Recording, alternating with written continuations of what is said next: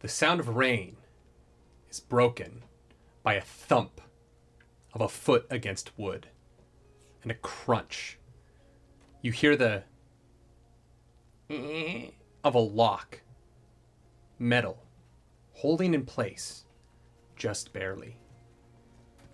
Two figures stand on the porch of a large estate, somewhere just outside of Grandhurst, the last city left in the world. The foot connects with the door once more. There's no crash. The door doesn't open. This estate, large, looming over them, stories tall, and exquisite. Finely wrought. Beautiful craftsmanship. Two men. One older, mid-50s, and one younger, early 20s, barely a whisker on his chin. The one doing the kicking. He turns to the older man. So why are we here again? Just because no one's heard from them? The older man kind of chuckles, pulls out a pipe under the awning of this fine estate, starts to try and light this match against a strip of Brillo. Well, lad, this estate houses one of the most important mines north of Grandhurst, and well, they've never missed a delivery before, so it's a bit odd that nothing showed up this morning. It's important we take a look. And get through that door, would you? Thump! A foot again, this time a crack, as the door begins to open. You don't have to look so worried, lad. This is the only place in the county's never had any ruin before. There's no creepy crawlies waiting for you. Just get through the door. Crack! The foot goes through this time. The door begins to swing open with a loud...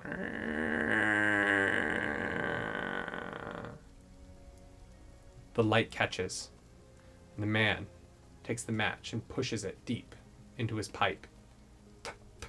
Begins to puff at it. And instead of putting the match out, holding that small flame, he begins to walk into the room. A wretch is hurt. The young man sees for the first time across the entryway of this fine estate bodies. Across the floor, dozens of people crawling towards this front entrance, each one missing a chunk of flesh, a neck here, an arm, a leg, little bites, just the size of a human mouth. The young man pauses, paralyzed in the doorframe, unable to enter, as the older fellow takes a deep breath from his pipe and turns around. Oh, it's your first time, huh? It's a flesh eater here. Or there was. The young man pulls back, scared. He was? The old man says, well, if he was still here, we're already dead. We should tell the families this happened. And we should go. He walks past the young man, retching in the night, grabs him by the scruff of his collar, and begins to drag him down the stairs into the rain. A little trail of smoke coming off of his pipe as they disappear into the darkness. 6 days later, 4 figures stand in the middle of the night, much like the estate. But this time no rain. It's gorgeous. There's not a cloud in the sky, just stars. And the large moon. And the dark, brimming light on the horizon. From a long dead star spewing hatred and malice and anger upon Dramark, the last civilization of humanity in this apocalyptic world. These 4 figures have been brought to a tree. 3 halves of a single tree. Now, from the distance, as they were approaching this odd landmark, this tree looked like it could be real. But once you were close enough, each of you individually saw clearly is not.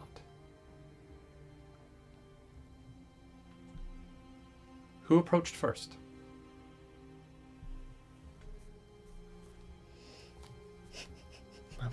I imagine we approached together. Yeah. You'd be in front. Yeah, of course. Yeah, you see a early 30s young man, black hair, very neatly coiffed, very humble but impeccably clean servant's attire. Probably with some sort of light source kind of leading the way. Stumbling behind them. In the night, it sounds a bit like almost like a walking medical bay. There are 3 steps. There is one solid foot, and then led by a wooden clunk, and then a very light footstep. Every now and again, there is a. You believe it's probably a very old man, but then when looking, they're also mid-30s. Far younger than someone who is hacking this amount of phlegm in their throat. Dressed so exuberantly, so exaggerated is every one of their movements. Unfortunately, slightly scuppered as they shuffle along with this cane, one that they're not yet used to wielding. Well, is the place? Yeah, this is where they told us to come. Doesn't seem like a party to me. Well, very well. Behind you in the darkness, Vera approaches. You see trailing not far behind a woman with a very stocky build, dressed in what looks to be workmen sort of uniform, and as they approach, they hear the hacking and the coughing in front, and they take a nice big seat on one of the raised roots of the tree. And they say, usually, people around here like to dress to kill, but you seem like you're the one dying. Yeah. Good. I'm glad you're here. You the one who sent us on this escapade? Well, someone has to make this night fun. Well, are you sat around or on the tree? Are you behind us? Oh, just around the tree. Just around the tree. Mm-hmm. I think goes to shuffle closer, and then I think puts a hand on your shoulder to help. Yeah, of course. Yeah, get helps past. over. Now that there are people around that Felix knows, Felix is like, okay, fine. Well, I'm not here to be assassinated. Very good. You wanna sit down? Yes, actually, I would. Yeah, thank you. As you sit, Kadai approaches. It's very quiet.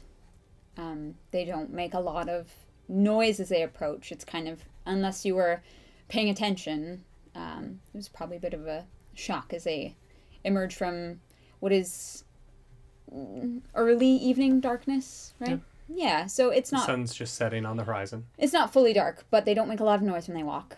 Jesus, what? Yeah, just Where hear did a you light come noise from? and turn the light shines directly on you. Sorry. Hello?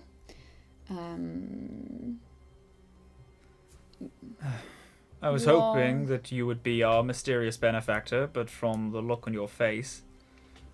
Not this time. There's a low rumble beneath the two of you, as your seat on the root just begins to vibrate a little bit in an odd manner. And this tree, clearly fake, up close at least, begins to shift slightly. And beneath your feet, your seat actually begins to pull in a sort of circular pattern away from you. And as it pulls away, you realize the space where your feet have been hanging off of this root is opening into a passageway. a stairway, circular, that leads down underneath the tree itself. And coming up out of the ground is an elderly man, 70 years old, gruff, haggard, a gray shirt, suspenders, a little cap. And he comes up out of the ground, looking at you all, counts you off, kind of peering over his own shoulder as your feet sweep over his head. Oh, good. I know we said expediency and promptness was going to be important on this, so I appreciate you all being here. If you don't mind, well, we've got to go. Are you ready? Yes. What's Not the even- confusion? Not even time to remark on that hell of an entrance? Oh, this is a service tunnel. Huh. Train system. You know where you're going, right? To a party.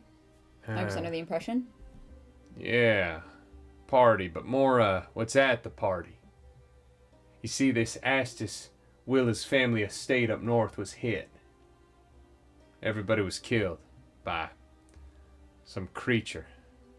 Rumors say it was called a flesh eater. Whatever that is. Now, this estate has the only clean mine up there, the only place we're getting clean metals, consistent, right? Now, the problem is, the families all have a vested interest in this mine. And so they all have to agree on who's going to take over. Now, they asked this Willis family, they want to push in Arturo Slimtalk. And we want to help him. He's a good man. He believes the way the mine was being run was right. Slow, procedural, careful, keeping fair folk in jobs, but keeping them alive. That's not enough for the Dara family. They're trying to push this woman Nicole something. And she's mean. She's a task mistress, they say. And there are rumors she gets fair folk killed on some job she's been pulling. Working them too hard, too long. We need you to get into that vote. Make sure she loses. Make sure Arturo wins. Because whoever's going in there next, well, we want them to be healthy. And we're hoping if they can keep being careful, they can keep the ruin out for a little while longer. It's just getting you in that's a problem. Turns out that Walpole Greens party, having in the nice part of town, is a front. Taking this long, unused train line down to the Grand Interchange. That's where the real party is. I hear the problem is, and security is over at Walpole Green. They're checking all the aristocrats there, assuming there's no way anyone could sneak in. But there's a little bend on this train track, a little place I've known about. I've been serving this in this thing my whole life. And that train's gonna slow down just enough that you four are gonna be able to hop on board. A moving train. Oh yeah. Cool. You ready for that? Are Fuck you yeah. ready for that? I'll help him. Okay, fine. Well, you gotta get in somehow, and couldn't figure out a way to get past your security except for this, so. Come on. And he begins to walk. He turns and just walks down that tunnel again. And you see this door creak open down below. And as he turns towards you all inside that door, he begins to lower himself down to a ladder and just starts to disappear into the darkness. I think Charlie looks around at all of your bags, and then just, all right, just loads them onto one arm. Just one, just like the gifts is fine. okay, The great. rest can stay. What are you guys doing? I'll go down right after him. Vera will get up and offer out a hand to Felix and proceed to manhandle him It's through so- just under his shoulder. okay. It's sort of awkward as your feet are now like dangling over this like hole into the ground. You kind of have to like slide your like do a little awkward shuffle down to the edge of the root and then like pull yourself over to the ground. You're able to follow down the stairs. Yeah, I'm just at the bottom. And the last person standing as they head down towards the ladder is Kadai. I'm so grateful that I wore boots today. And Kodai kind of nimbly like vaults over the branch that like opened like very gracefully and pops into the staircase. As you get to this ladder, you see it truly is just a service tunnel. But the ladder itself is metal. And as you begin to climb down this ladder, much like many of the pieces of metal that you experience in your lives in this world, it is welded over and over and over again, where bits of the ruin have been shaved away and replaced. This is clearly an important service elevator to something. It is difficult to obtain clean metal to use for items like this. And so the fact that someone has been spending the money to maintain this elevator, or this service shaft, means that clearly there is money, influence, and the 5 families behind all of this. As you begin to crawl down into the darkness, rung by rung, there's a moment about halfway down where you can see this tendril of black creeping its way around one side. Not enough to be concerning about your weight or about your ability to get down, but just that reminder of the world around you that's falling apart. You get down to the bottom and your friend is standing there lighting a match, and he puts that lit flame into this small lantern made of a material you're very familiar with that I can't remember. What's it called? Polyresin. Polyresin, thank you. A polyresin lantern. Wow, my mind blanked. My name's Tabby. I don't think I've ever met any of you before. Just so you're aware, things can get a little bit dangerous down here, so if you see something, say something. And if you see something, just kick it real hard. They always say that in train tunnels, huh? Well, yeah, there's things down here. Yeah. I I guess wonder there's what things sad everywhere. souls have to maintain this. That's my job. That's my. I maintain the. Yeah. And you do a great job. Just think I was here randomly or. Is it just you? Is it No, there's a lot of people who maintain the trains. Right. Train system goes all. It's all at Granners. You think I maintain what 60 miles of track all by myself? How long does it take to walk Aristocrats. 60 miles? Well, we're not walking the whole way. No.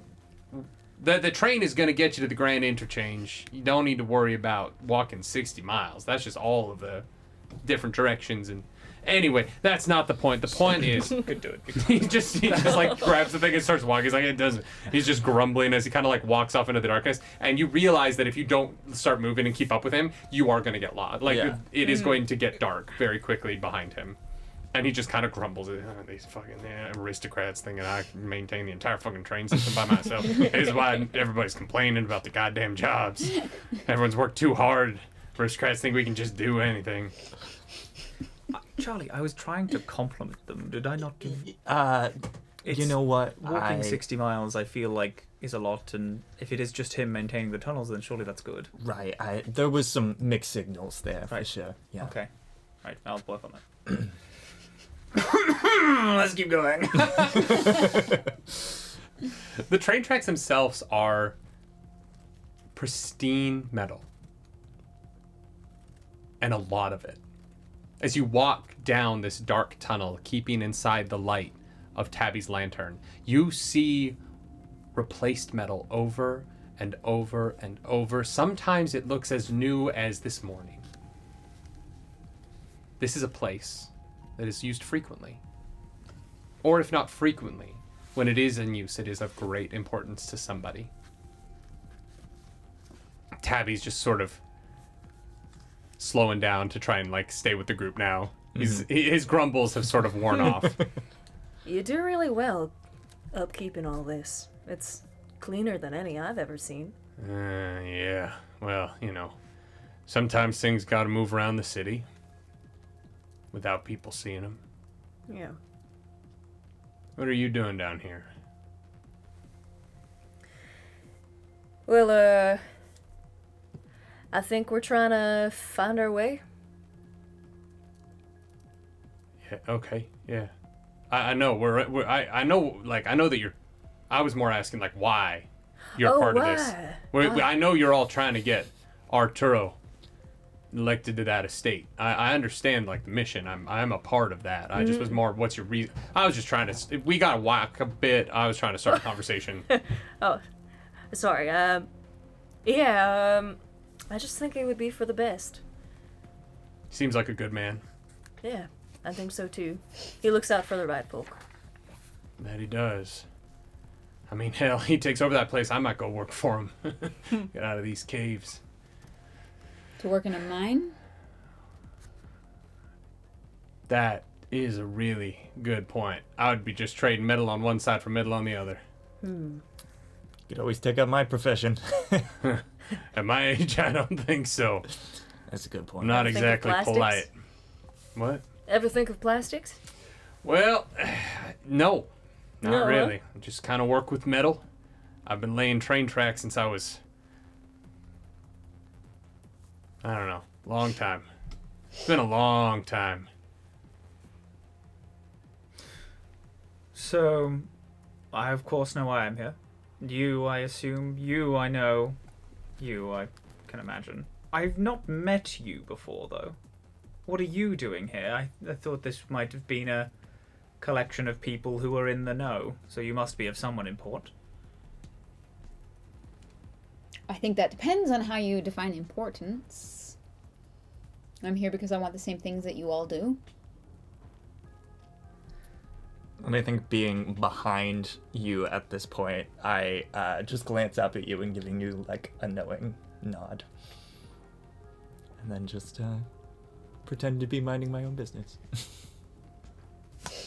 It is very important that this vote goes a specific way. For all of our futures. Yeah, as a lot of people have been saying. I mean, there's a lot of people. Everyone believes that it's very important for this vote to go a specific way. It's not information, though. How is it that the vote should go? How? Like towards Arturo, or how towards? Just for you, what does the vote go a specific way mean? We can talk in riddles all we want, but I thought true folk preferred to speak plainly. I'm not a true folk. You're not quite... I feel like I would know if you were. That only leaves Of one my other ilk. option. Right, so... More people will die if Nicole is able to run these mines how she is proposing to run them. That's right. That's very true. More true than you know. And I'm sure a wise person somewhere, sometime in the past, said that human lives have meaning. And so, what else can we do at the end of the world but try and preserve that meaning for as long as possible? In the distance down the tunnel, you hear a... Tabby kind of stops up short. The silence hangs in the air for a moment. And just kind of... Who knows what that is? Keeps walking. Leading you down. I think Felix fully stops. Like, everyone else starts moving and Felix, like, refuses to move until Charlie gets in front. And then, Charlie, you feel like a hand on your back as anyone who looks back at Felix is, like, eyes on the ground, is, like, actually very scared of these tunnels right now. Yeah, I feel like I'm used to this maneuver. Yeah. And is like knows that Charlie will be able to deal with something if something happens. Yeah. It's like me in haunted houses. Oh god. Yeah, see it. Too scary. Yeah. The sound ceases the conversation for a bit. And there's just sort of this tense walking as 5 figures make their way down a straight tunnel. Just endlessly. And there's that period of time in the walking where periods of time cease to make sense. The only thing keeping track of anything is the flicker of the flame in the lantern. And then there's a noise behind you. It's distant, but it's a rumble on the track. As you hear a train far off. And Tabby turns and says, yeah, okay, well, good thing we're almost there. There's a moment where you realize, how could he possibly know? Nothing's changed. You've just been walking in the darkness down a train track. But he seems certain. And about 30 seconds passes, and suddenly the flame of his lantern begins to hit the wall differently ahead of you as the wall begins to turn. And against that wall, you see a dark figure huddled on the ground, gnawing at something. Just ripping meat off this bone. Over and over. And as the light hits it, it turns. And you see a human face. Long teeth dripping down the front of its mouth. Blood dripping off of those teeth onto a bare chest. Tattered, ragged pants on this thing. And as it sees the light, it screams at you. Ah! And runs off into the darkness. And there's a moment of fear as you all realize you've just seen some piteous creature affected by the ruin, and it freezes you in place. And Tabby has to snap you back to like, train's coming. Come over here. Right. And he pulls you over towards the near wall. You hear just behind you. And suddenly you turn and you can see the beginning of the light at the end of the tunnel. It's getting closer and closer and closer, and the tunnel is getting lit. And he says, okay, it's going to slow down. Now, I can't speed up again till it gets around this bend here. So what I need you to do is I need you to just, get on board while it's going, as slow as it can. You think you can do that? We'll have to see how slow it goes. Not go to the potty, I guess. Well, and that would be rude. You do start to hear the squeal of the brake. And the chun, chun, chun, chun. It's still moving. It's still coming, and it begins to pass you, and the wind rushes by you first. You feel that blast of air just being pushed down the tunnel by this immense engine of steam and plastics. The remnants of this world coming through. And it begins to pass you. It starts to slow down. And by the third car, you're like, okay, maybe this is going to be possible. Chun, chun, chun, chun, chun, chun, chun, chun. And then you see to your left, as it begins to pass you, again and again, the lights of the inside flickering in colors of purples and blues and reds and yellows. The end of the train is coming. How are you going to attempt to leap on to this moving vehicle? Ooh.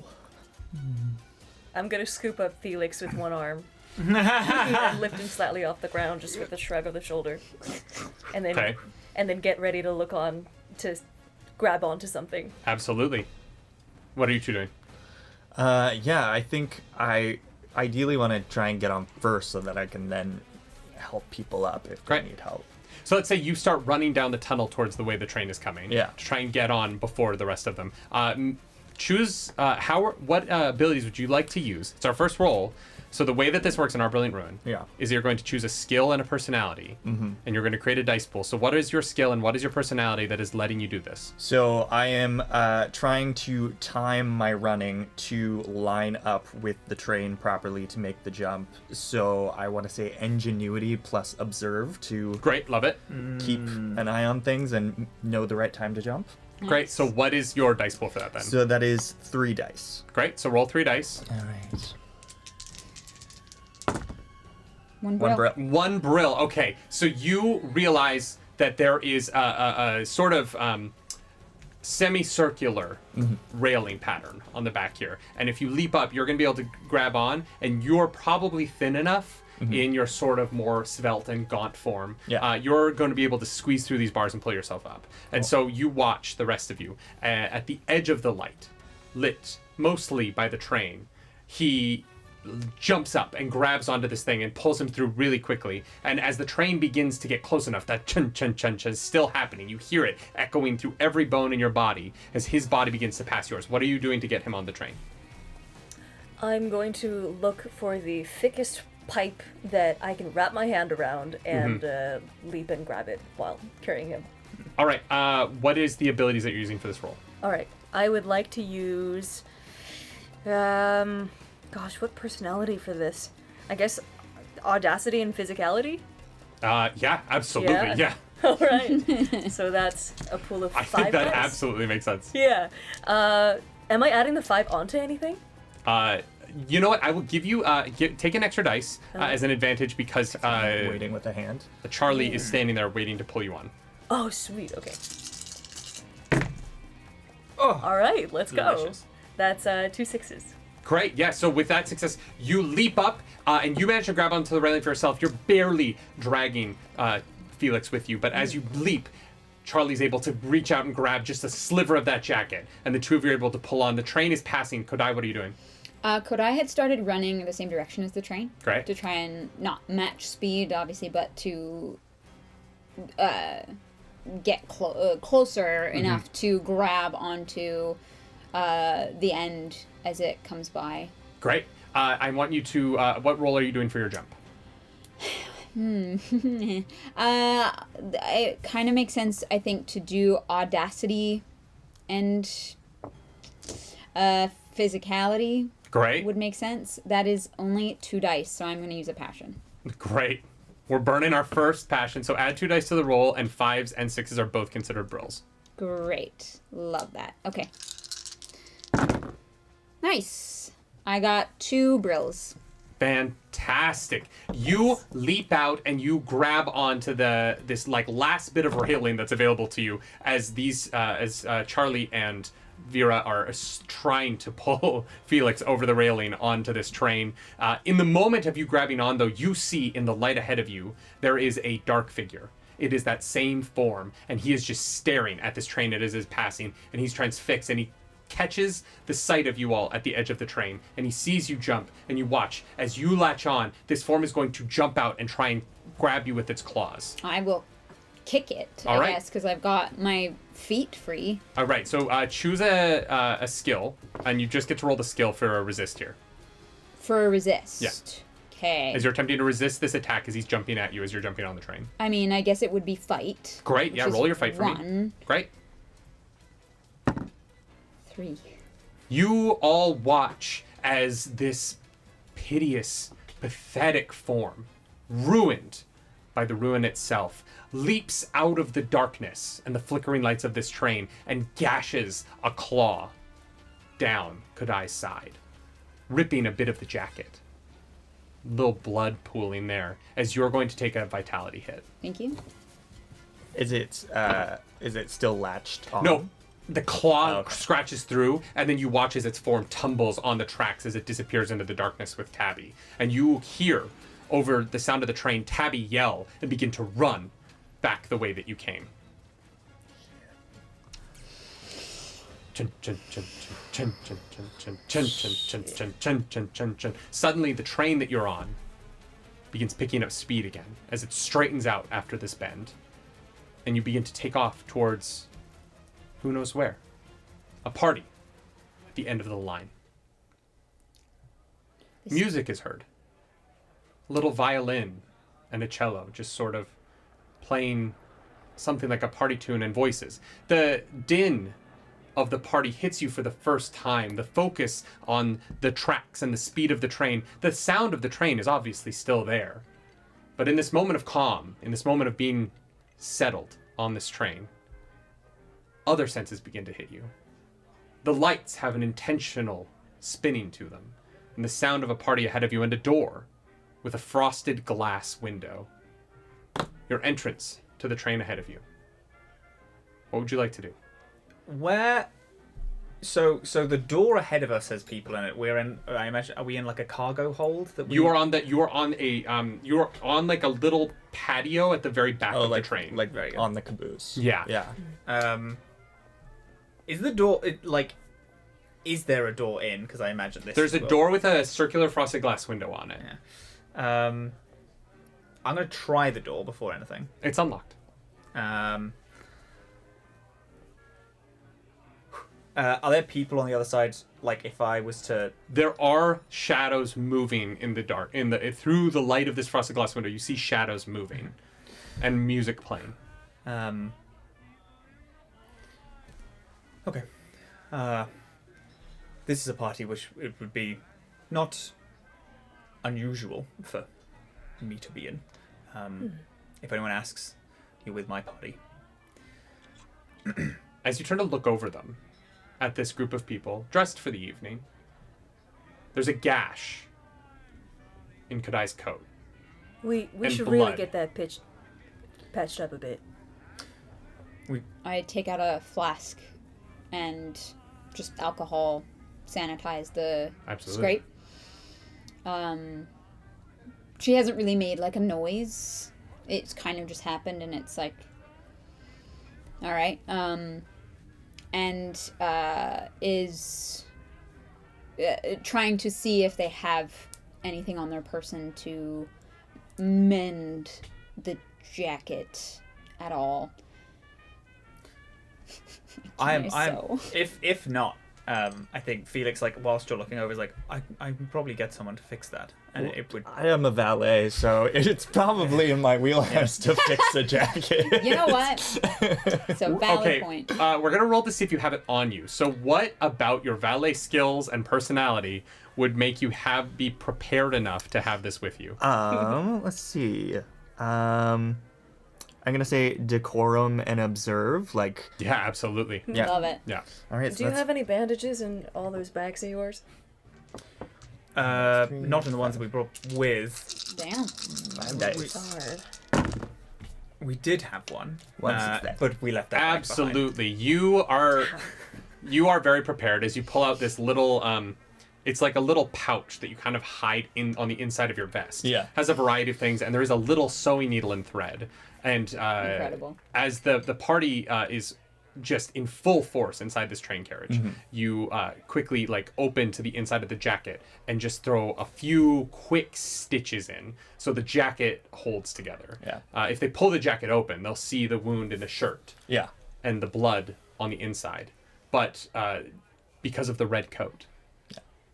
From the outside, now it's a decent job. It looks damaged. It's not my best work, but it'll do. I appreciate it. With a few quick stitches, it's not immediately obvious that there's something wrong. Yeah. Well, we've taken care of my outfit, but unfortunately, Why are you looking at me? it is a party. Is that usually what you wear to parties? Yeah. Yeah, this is my normal garb. They gotta know what I do. They're gonna know. They're okay with it. They've always been okay with it. This isn't the first party that we've attended. Vera? Yes. This isn't the first party that I've attended with Vera. They truly don't change. I'm Yeah, flattered there'll be you some remember. faction representatives, probably. The more exclusive the room, the harder it will be to get Vera in, looking like this. But No. general it'll be foyer, fine. general foyer might be fine. But we'll think of something. As you say. The help always, some of them have. The help. Yeah, we talked about that. That's not a great one. Yeah. God, you can't say anything anymore.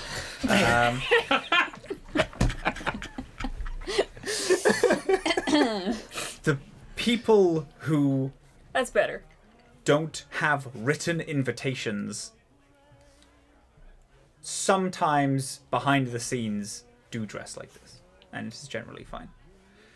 And if not, again, come get me, I will handle it. You're If really anyone- trying, huh? It's cute. Yeah. In which case, then, who are we name dropping? And she like offers a hand as a handshake. Now,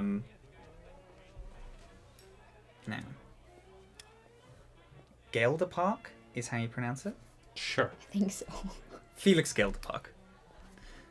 Anyone who knows houses knows that is the hyper opulent, very, very rich people. Kodai Thames. And like it's like a very like firm shake. I've not heard your name. For the best. Probably not for tonight, though.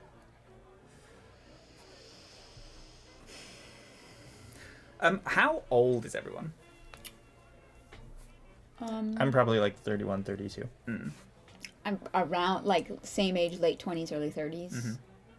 Early 30s as well. I think we're all kind of hitting the same age. We're a bunch of like early to mid 30s.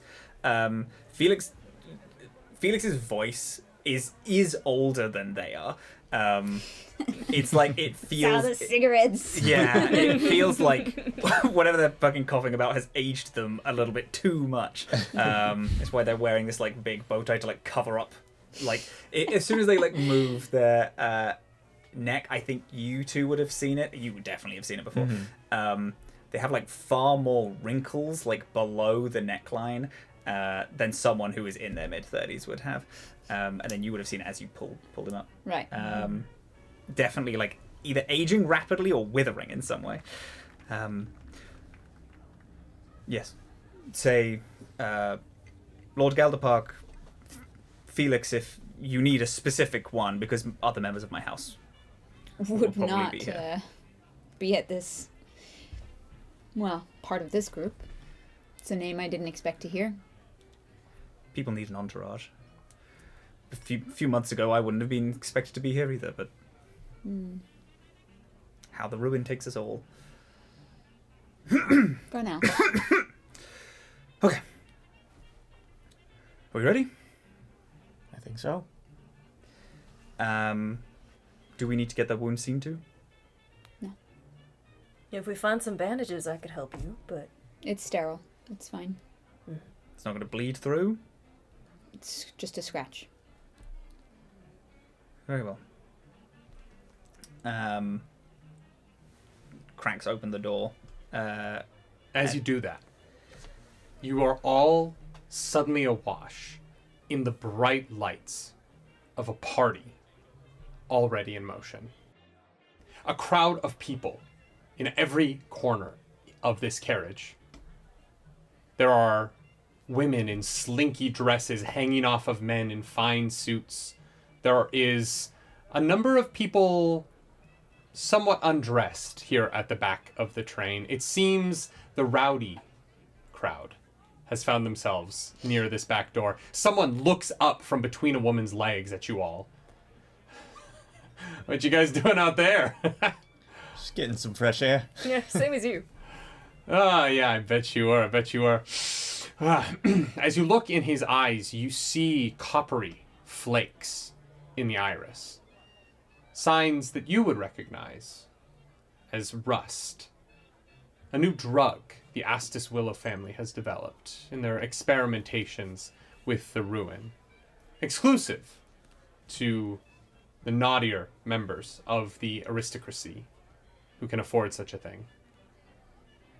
For you, true folk and unbonded, this is probably your first experience seeing someone on it. The wide black pupil, the shining, discolored iris around. He just kind of like chuckles at you, uncaring, and goes back to what he was doing.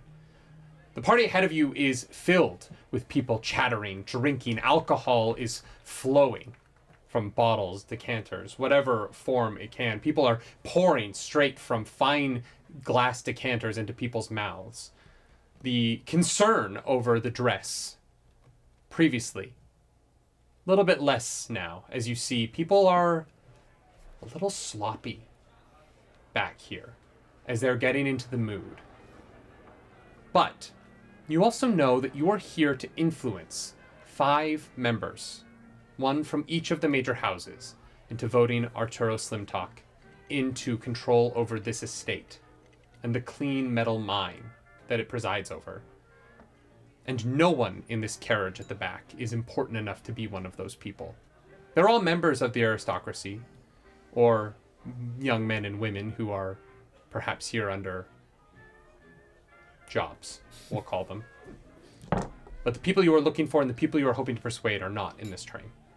What would you like to do? Shuffle quickly past everyone. These are the rabble. I'm not in the mood for this tonight. You see like a nephew of yours I see people that being I recognize. particularly debaucherous, Yeah. but as they make eye contact with you, their shirts open, leaning against a wall. There's a woman on either shoulder, and they make eye contact with you, and they are so spaced out on whatever this drug is doing to them that they just don't even notice. They just kind of look you over, just go back into whatever activities they're partaking in. Quick step, everyone. Vera lightly nudges the shoulder of Kodai and says, "See, told you I wasn't the worst dressed here." Well, I will eat my words, as they say. As you get to the front of the cart, you see in between this train car and the next one, there is a rather large and looming member of the Glove and Key, the guild, standing between the two carts, looking concerned at this final carriage. And as you open the door and begin to pass from whatever this version of the party is into the next, this gentleman kind of looks you over. Felix. Sorry, Lord Galderpark. I'm surprised to see you with the children. We must all partake sometimes. Oh. He's kidding. He just had to use the bathroom. The other ones were taken up. The bathroom. Yeah. Off the back of where? Exactly. It is what I think. Sir, there are carriages for that further ahead of the train. For what he ate earlier. Not even. He just looks, immediately recognizing your station, looks you up and down. You should know better. Please, I do not care for the bathrooms you have. I am enough to face the world and piss in its face, and I will not have you question this. Please remember your station for next time I come through. Yes, of course. That is, yes, of course, sir. It has been a rather trying evening, minding some of my charges. And he just kind of looks through the window, just bleach white. What is happening as he just is presiding over true debauchery. I have been pushed to my limit this evening. How's the party and the rest of the carriage? Well? Tense, I believe, if I must be honest, sir. Quite frankly, I'm surprised you got an invitation to this, but it is nice to see some people of standing at such events. I believe your cousin is here, Lady Benelia. No, you would immediately recognize that name. She does not quite have as much standing as you do within the Galderpark family. She's not of the main line, but she, Lady Benelia Galdalane, is important enough that she might be a deciding vote in this. She's also unlikely member of a party like this unless she had a particular reason for being here. And so hearing that name immediately puts you on edge a little bit as you begin to wonder at the implications. But aside from that, no, it is rather calm ahead of this. Very well. Where is the lady? What carriage is she in? I believe she is near the servants' quarters near the front of the train. Very well. Thank you very much. Please. Of course. Sorry again, sir. I misspoke. Please forget that I was here. You would be lucky. Let us go then. As I walk past him and give him like one of those like a scolded child who got away with it nods and keep walking. He just has his fist tightens like Arthur. I think there's definitely you would know, I think you might as well, like 6 months to a year beyond, this is just who Felix is. Yeah. Felix is just the dick that just demands everything and gets it. You know that he's trying to do a little, he kind of, I think, looks back at you in like an apologetic, with like I'm sorry, I have to be this person now, but this is who they know me for, and this is what will get us results in this party. Yeah. But I think you are unaware that I am no longer this. As you entered into this second from the rear carriage, the door opens and a waft of smoke hits you. Smell of fine cigars. So you enter into a bar car. This is similarly liquored up, like the last carriage that you just passed through, but much more calm and much more jovial. The patrons of the car are sitting around large circular tables, drinking fine scotches and whiskeys and different cocktails with cigars. And there's mostly men laughing around tables here, nudging each other and sort of pointing towards things they can see in the window in the back. They might partake later, and they might not. You never know. Maybe I could take the bags and go settle in. A good call. And I'll head towards the servants' quarters Absolutely. to settle the bags. Yeah. You begin to pass through the train, and there are 5 cars, and the servants are transported in the first car. And so you are able to pass through all forms of the party. The car ahead of this sort of cigar room vibe is a long car.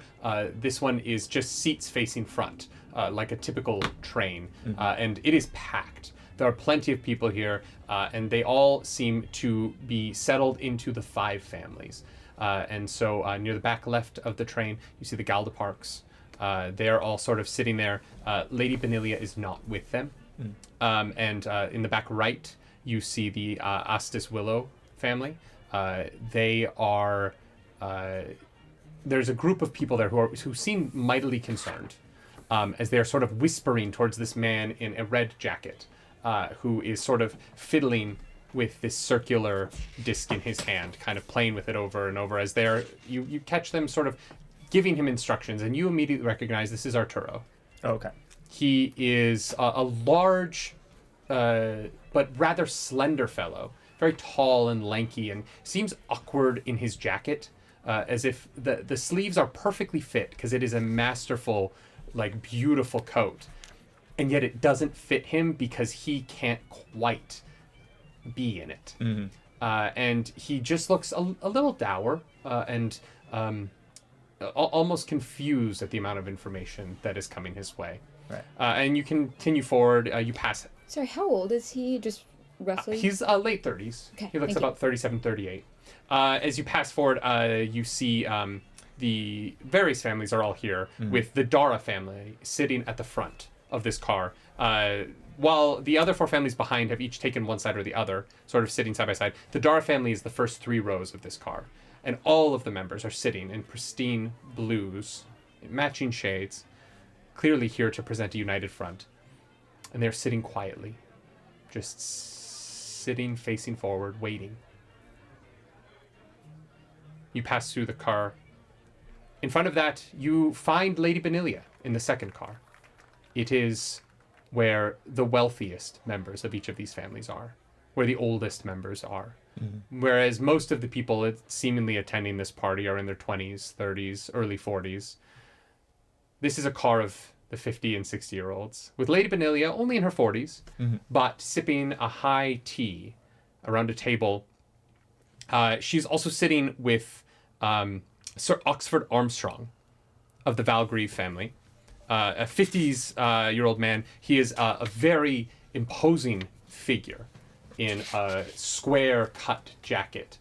He stands 6'6", 6'7". He's impossibly tall and very respected by even those outside of his own house, as being an imposing and difficult man, but very fair in dealings with him. He is a very well-known member of the Valkyrie family and very powerful within the family. You also recognize at that table Sir Claude Ostis Willow, who is in his 30s. He is the main heir to the main line of the Ostis Willow family. He is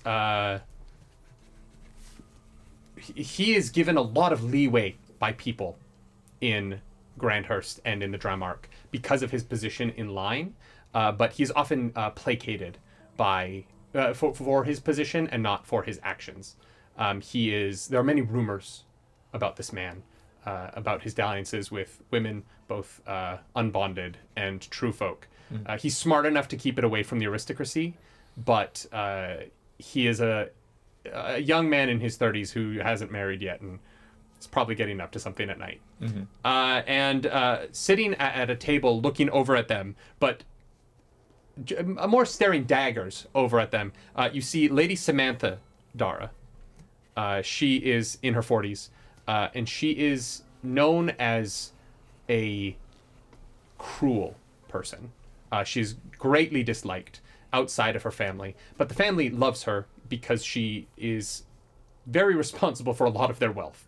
And at the table with her, sort of speaking quietly towards her shoulder as Samantha just sits there fuming, is Nicole, the other member of the vote tonight. She is sitting there. She is in a very lovely white outfit, sort of a power suit look, that has gold chains dangling from the shoulders to the various buttons, in a manner that just sparkles every time she turns against the light. Why do the villains have to look so good? I know. This room is very quiet, and it feels like you would have to sit down at a table to hear the conversation taking place, as a couple of servants you are familiar with from the Glove and Key, who are also members of your side hustle, are pouring tea. And as you pass through, both of them look up at you and have a moment of surprise that you're on this train, but sort of just blink it away and get back to what they're doing. And you pass through into the front car, and you see on wooden benches, sitting facing forward quietly, with two heavies on the side of either door, two at the front, two at the back. They look at you. These two gruff men at the back look at you rather surprised when you enter the car. And you see the faces on these servants are not particularly joyful. And the confusion. Excuse me. What are you doing up here? Oh, I'm just settling the bags. Bags? Why do you have bags? Oh, my lord likes to keep a lot of things with him just in case, you know. It's like I got 3 outfits in here, whole vanity case. I mean, I guess it can sit under one of the benches. Take a seat. Sure. All right. As you place the bag under the bench, you look up and you realize the left ankle of each of the people in this cart is manacled to the bench that they are sitting on.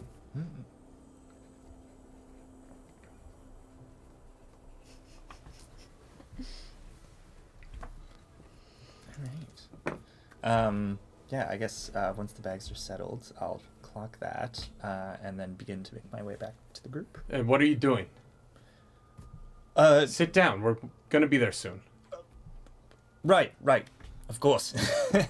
And I just awkwardly, sit there and twiddle my thumbs. While he is off on his little side adventure, what are the rest of you doing? I am grabbing a drink. Oh, okay. Yeah. I'm assuming that there's, bars in each of the... Yeah. Yeah, right. So whatever is... What does Kodai order at a party like this? Something that is nondescript. Okay. You're very, not a mixed drink, very, middle-of-the-road gin. Okay.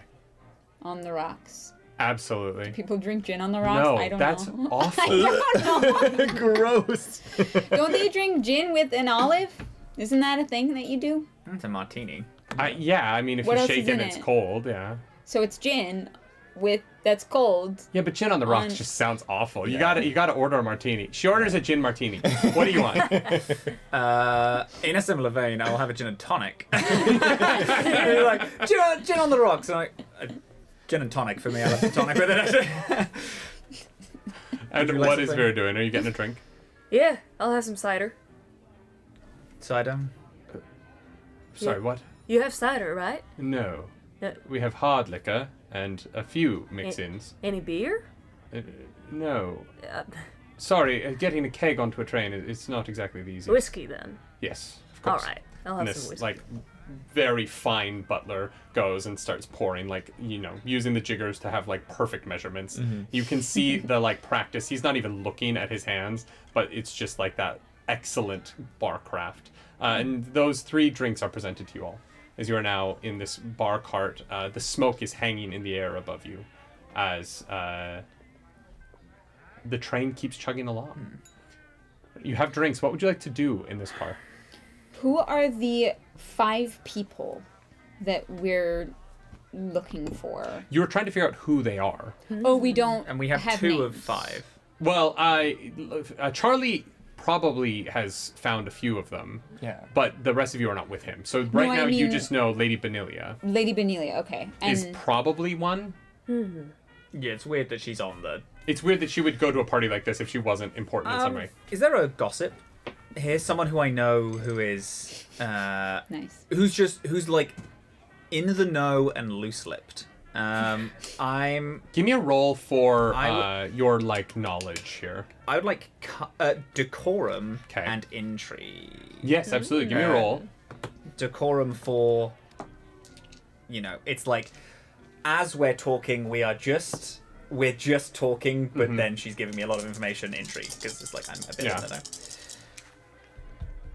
Now I'm rolling 5, but I might use a passion for this because this is important information for us to get. So I'm going to spend a passion Great. to add 3. That's what it is. I can do that. And would you mind if I borrowed 2? I'll go Please. for it. Of the bone dice. Yeah, 2. It's good. I'm glad. Any ones? 2 ones, unfortunately. And 2. Okay. 2. You find yourself at a table with one of the only women in the room and a group of men. She's sort of holding court. You know this girl. She's sort of known on the streets as Trixie. Wait, her name or is that a description of her? No. People call her Trixie. Like Oh, with, okay. with an X. I was like, is her name Trixie or is she Trixie? No, her name is Patricia. Gotcha. And she's a member of the aristocracy. Her family, under the Belfines, runs one of the newspapers in town. And she sort of has this, like, 1950s, like, one of the gals who likes to hang with the boys energy. And you know her as being someone who's always in the know about what's going on. But it has enough fun and knows how to keep her mouth shut enough that she is still allowed in these crowds, even though she is definitely paying more attention than other people do to the goings-ons of the people around her. And she's sort of, you kind of sit down with your drinks as she's finishing off a joke, just like, and then the men ran out of the room. Can you believe that? Oh, Very good. Felix. Oh, Patricia. Hello. A moment of confusion crossed across her forehead. She's kind of looking at you. Of course. Hi, darling. How are you? This is a quiet night for me, and I heard that this was happening, so I thought, well, what's the harm? It's been a while since you've been a part of society. You disappeared on us. Oh, you know how it is. Well, I've heard so many awful things about you. Oh, I'm sure only half of them are true.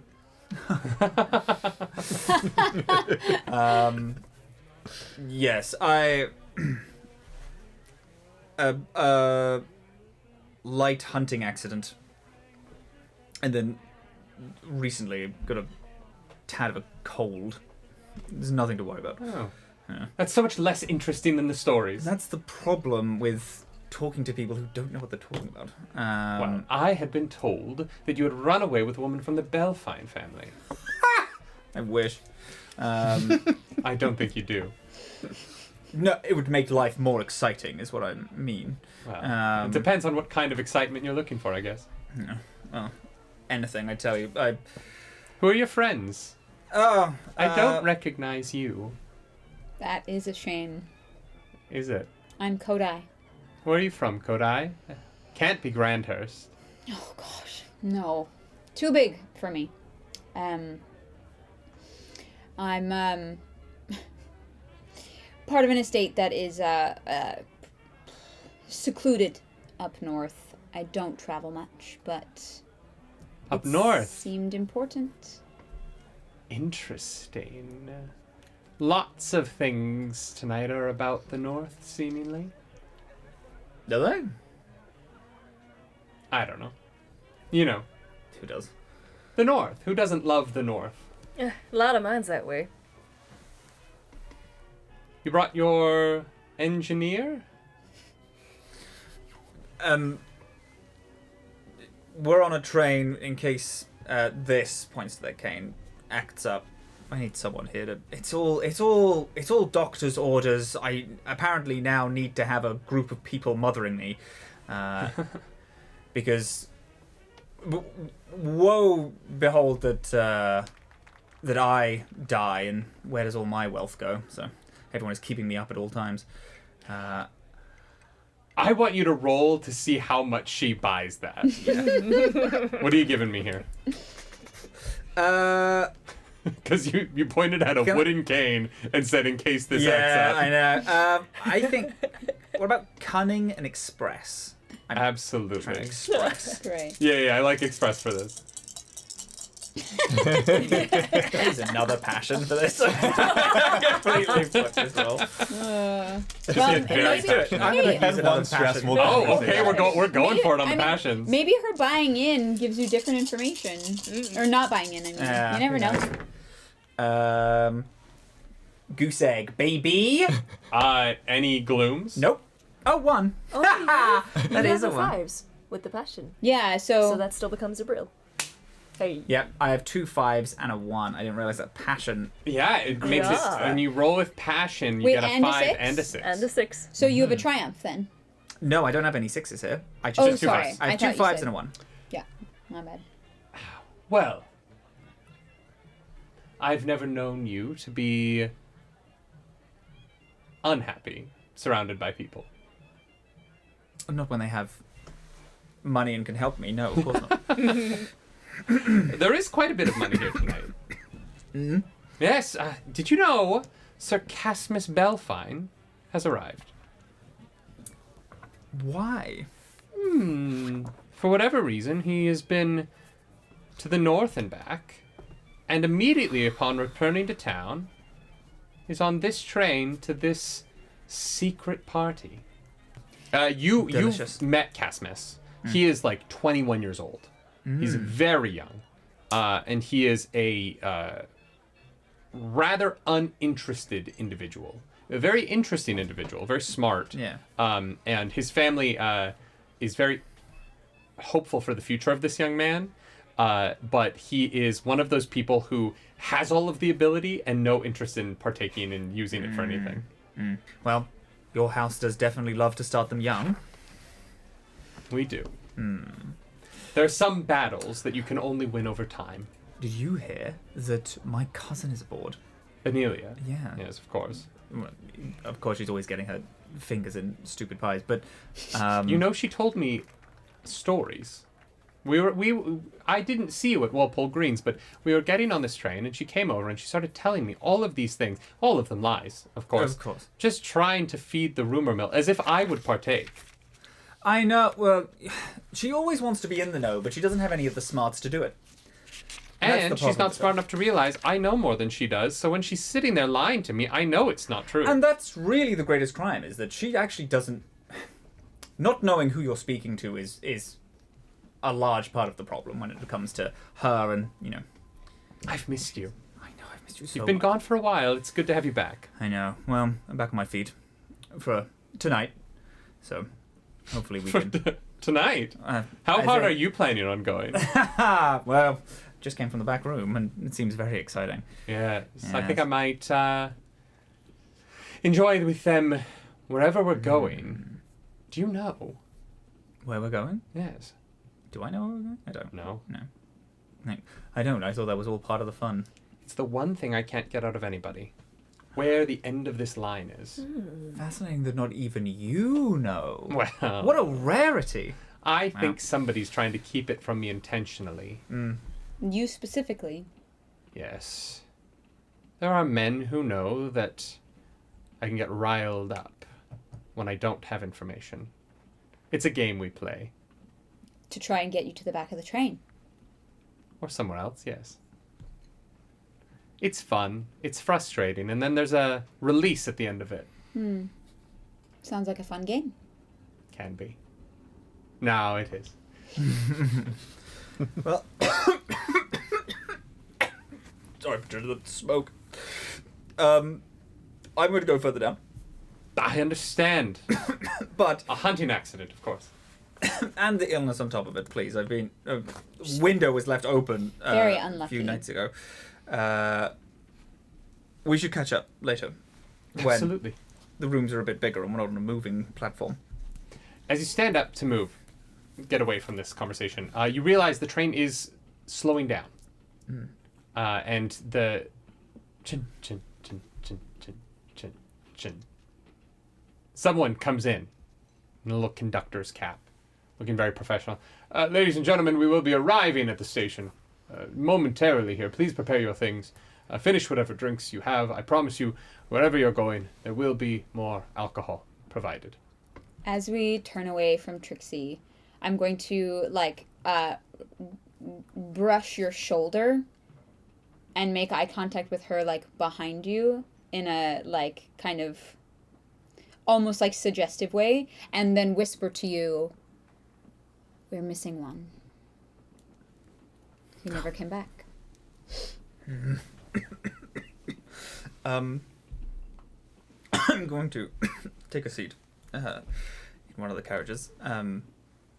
Would you like to go and try and find our lost one? Do you want to join? I don't know if excitement is my night, but there's a lot of Yeah, people here who I can speak to. Absolutely. We'll see where they went. Also, you don't have to cover for me like that. I'm okay with people knowing who I am. They're good with me. I'm aware, but on a place where we're not specifically meant to be, I thought it'd be safe. But duly noted, I will not placate that anymore. However, it might. But unfortunately, too late. Patricia is a bit of a loudmouth. It's okay. You make it to the next cart ahead. There's no debauchery, and there's no smoke. And you find that cart of people milling about. The announcement that we were arriving at the train has sparked the conversation. And where before it was sort of this factioned, broken apart section of people, now you have a wild speculation going on as people are starting to get excited about whatever tonight's mysterious festivities are going to be. And you make your way towards the middle of the car where the Galda Park family are all seated. And many people you're related to are suddenly very surprised that old Uncle Felix is here after a while having pulled back from the social life for you to arrive at a party as exclusive as this one without having told anyone that you were going to be attending. There are many confused looks, and the train pulls to a stop before anyone can ask you any questions. And the door at the front of this carriage opens, and people begin to get up. And as you begin to go off to look, you're suddenly buffeted by people on all sides as the conductors are herding people onto the platform. You are seated at the front of the train as it comes to a stop. As it's been slowing down, what have you been doing? I think I just, because I'm stuck in this, because it's just the two guys, right? Well, there's two heavies at the front and two heavies at the back, and then there are a bunch of servants around you in sort of black catering attire. Waiting. Sorry. Each of them with their left ankle locked to the seat they're at. Okay, so I'm the only person not just chained As up far in as you this can room. tell, yeah. Do I recognize anyone? Like any of the servants? No, you don't. Okay. I will just strike up a conversation with whoever's beside me because the silence is killing me. There's a young man next to you, and as you start to kind of speak to him, he just like, just don't, man. Tonight's gonna be rough enough as is. Oh, I'm a last minute hire. What do you mean? They're just needy, and if you don't follow through, these fucking rich fucks, you know what I mean? Just I don't want to deal with the guys at the front. Just leave me alone. Sure. No problem. So the silence stretches as the train slows down, and this lever is pulled at the front, and as it is, these manacles unclasp at the same time. This around the room, and in an orderly fashion, all of these servants kind of step up and begin to file their way towards the door on the left at the front of the carriage.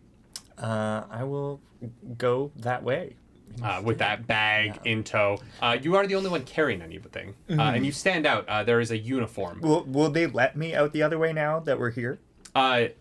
You could try if you'd like. Yeah, I will, because I'll try to rejoin them if I can. Yeah, absolutely. As you go towards the back, the guy just kind of like pulls this like club out and points at you. Whatever you need, you can find inside. All right. Fuck. And you join the queue and begin to head out. As you exit the front door, you see there is a curtain that is being pulled up over this metal rod that is hanging between the carriage and the door. And it is blocking the back of the train from being able to see whatever is happening as these servants are being herded through this passageway into the thumping music of this party. And there's a moment as you hear this thumping where you realize you've never heard music like this before. There's so many different sounds and instruments playing all at once. And it is this cacophony of sound, as opposed to the sort of rhythmic and legato of the string instruments that you're most familiar with. This is a variety of noises you've never heard before. Some you can't even put words to. Fantasy EDM. I was gonna say Skrillex. Like It's electric and violent and angry in with modulations that you've just never thought possible, as you are sort of herded towards this kitchen off to the right ahead of you. Okay. The other three of you step off of the train into the lines of people who are headed towards this party, and as you get off of the train and you look around you, you see off to the right this black curtain blocking off something at the front of the train. And you look up and immediately you all recognize where you are.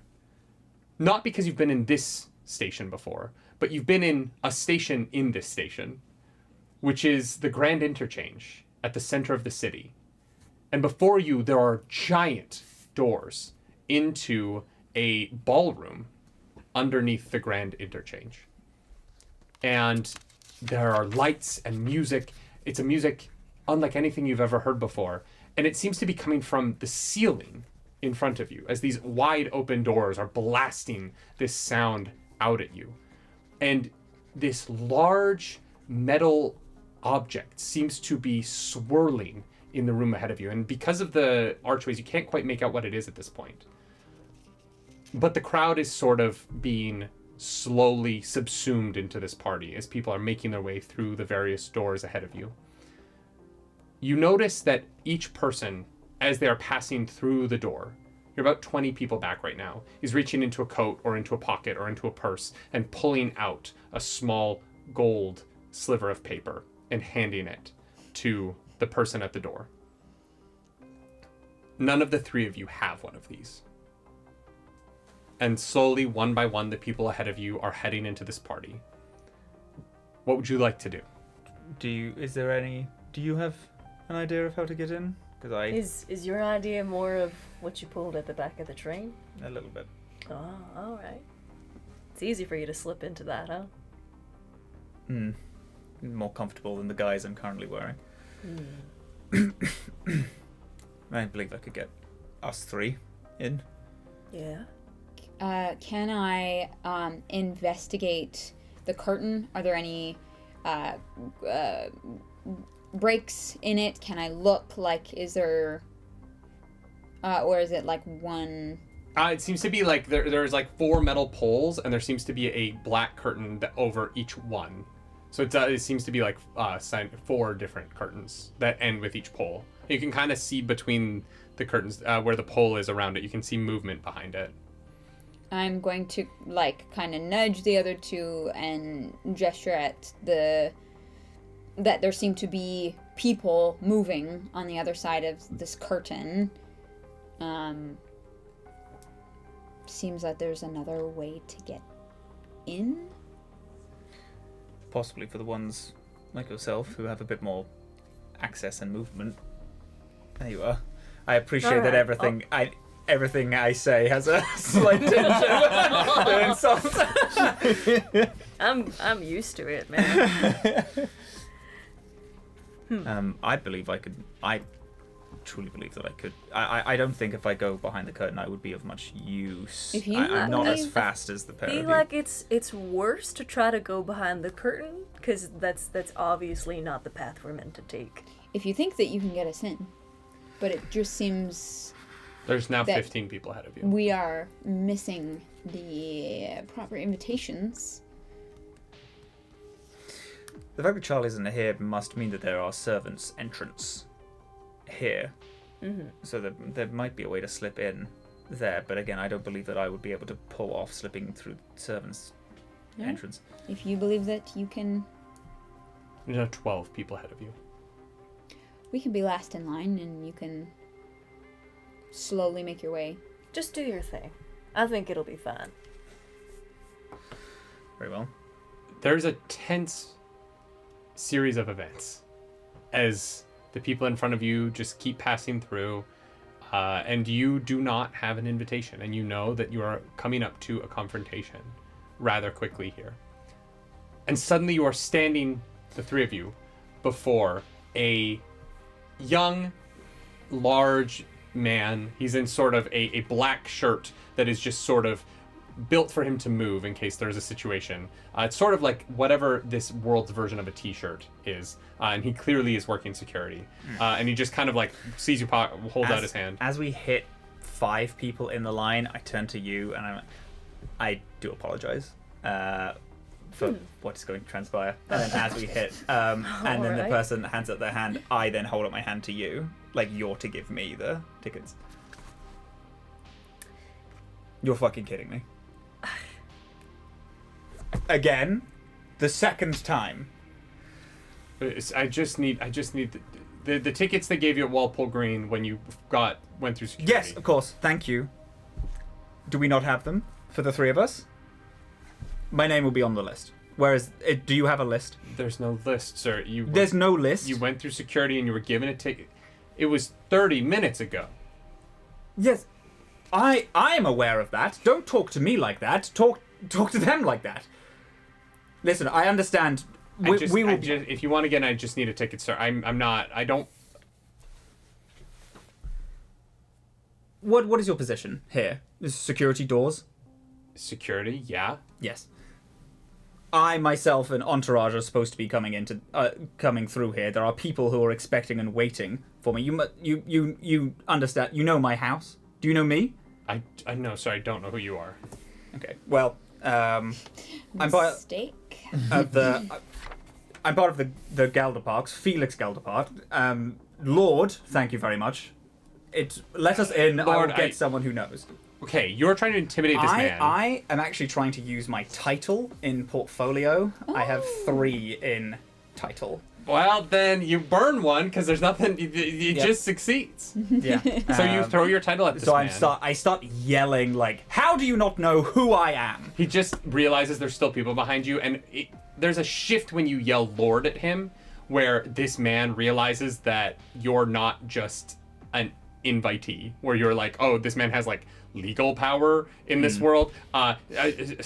Sir, I understand. I understand your Yes, you understand. servant lost it. That happens. People misplace things. I do apologize, please. There we go. Very good. The apology is what I wanted. Get through. Through. I'm sorry. The next person is just like awkwardly standing behind you. It's like someone who's real drunk and they're kind of like handing over their gold ticket. They're like, oh, that guy. Huh? Was there anyone else like around us, behind us, who would be recognizable enough that I would know who they are? Everyone here is recognizable. These are. You would look around and realize that these are all inner circle members of the various families. They're all incredibly wealthy, and despite the sort of undress some of them are in, it is more rich kids go to a rave kind of attire than it is a staunch dinner party. Okay. Is there anyone who is like paying particular attention to this? I know like there's been like drinks and drugs and stuff, but is anyone like a little bit too keen on clocking the three of us? I mean, people are definitely looking over at the yelling, but there's also the music. There's a lot going on in this moment, and the people are generally distracted by the same thing that you were all quickly distracted by as you enter into the party, which is the roof of this building, this domed building on all sides, leads up to this metal machine that's unlike anything you've seen before. As it begins to spin around and around, you realize the music is actually coming from the machine above you in this room as a silokinetic mechanism is at the center of this party and at the center of the vibe of this party. And suddenly the music flavor makes sense to you all. Of course, it's something you've never heard before. It is a music from before any of you existed, before the world was ruined as it was. It's the music of an ancient world brought to life by a machine that none of you have heard of before, in a ballroom that none of you have heard of before, underneath the Interchange at the center of the city. Thumping basses ripple through the tiles as you realize there are far more people here than were on the train. And you are not the first train to arrive. Behind you, the final people make it through and the doors close. And a man steps up onto a platform up at the front. This is a young event producer from the Dara house. He is well known for throwing kind of lavish parties for the Daras, planning their weddings and whatnot. And he grabs this knob on this platform on the one side of the stage, and he twists it down. And as he does, the music volume lessens and the spinning above goes away. And this man looks at you all. Timothy Cromwell. Ladies and gentlemen, thank you so much for joining me tonight. This is one of those rare evenings where the Dara household gets to bring all of you together to show off something truly spectacular. A silokinetic, dormant, ever since the ruin took these lower passages of the Grand Interchange.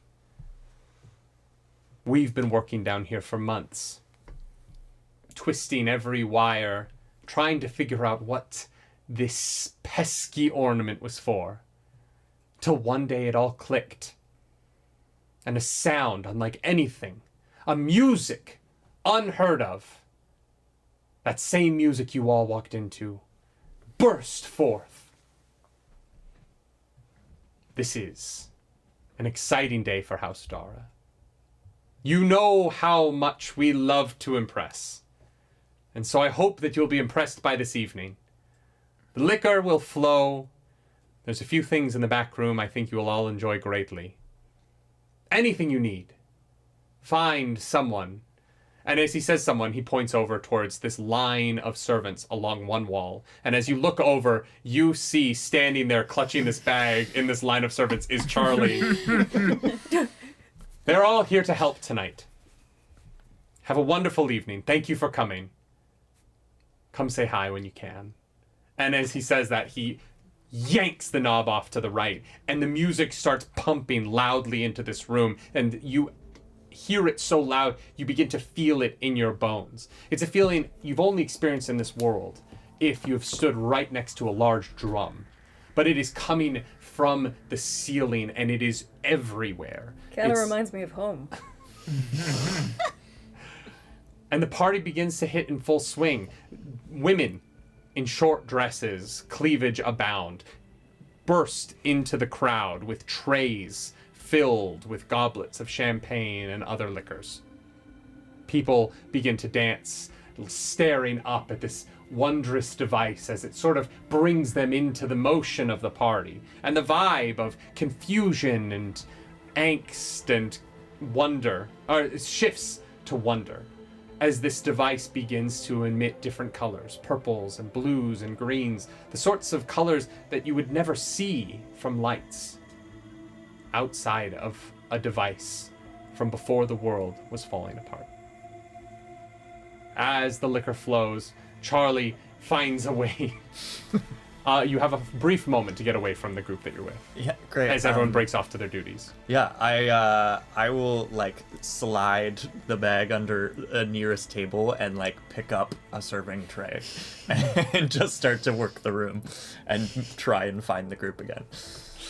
You, Charlie, as you begin to pass drinks, you find in the center of this room your friends standing sort of just enamored with this cyclokinetic machine pumping music and light and vibrance into this party. And you walk over.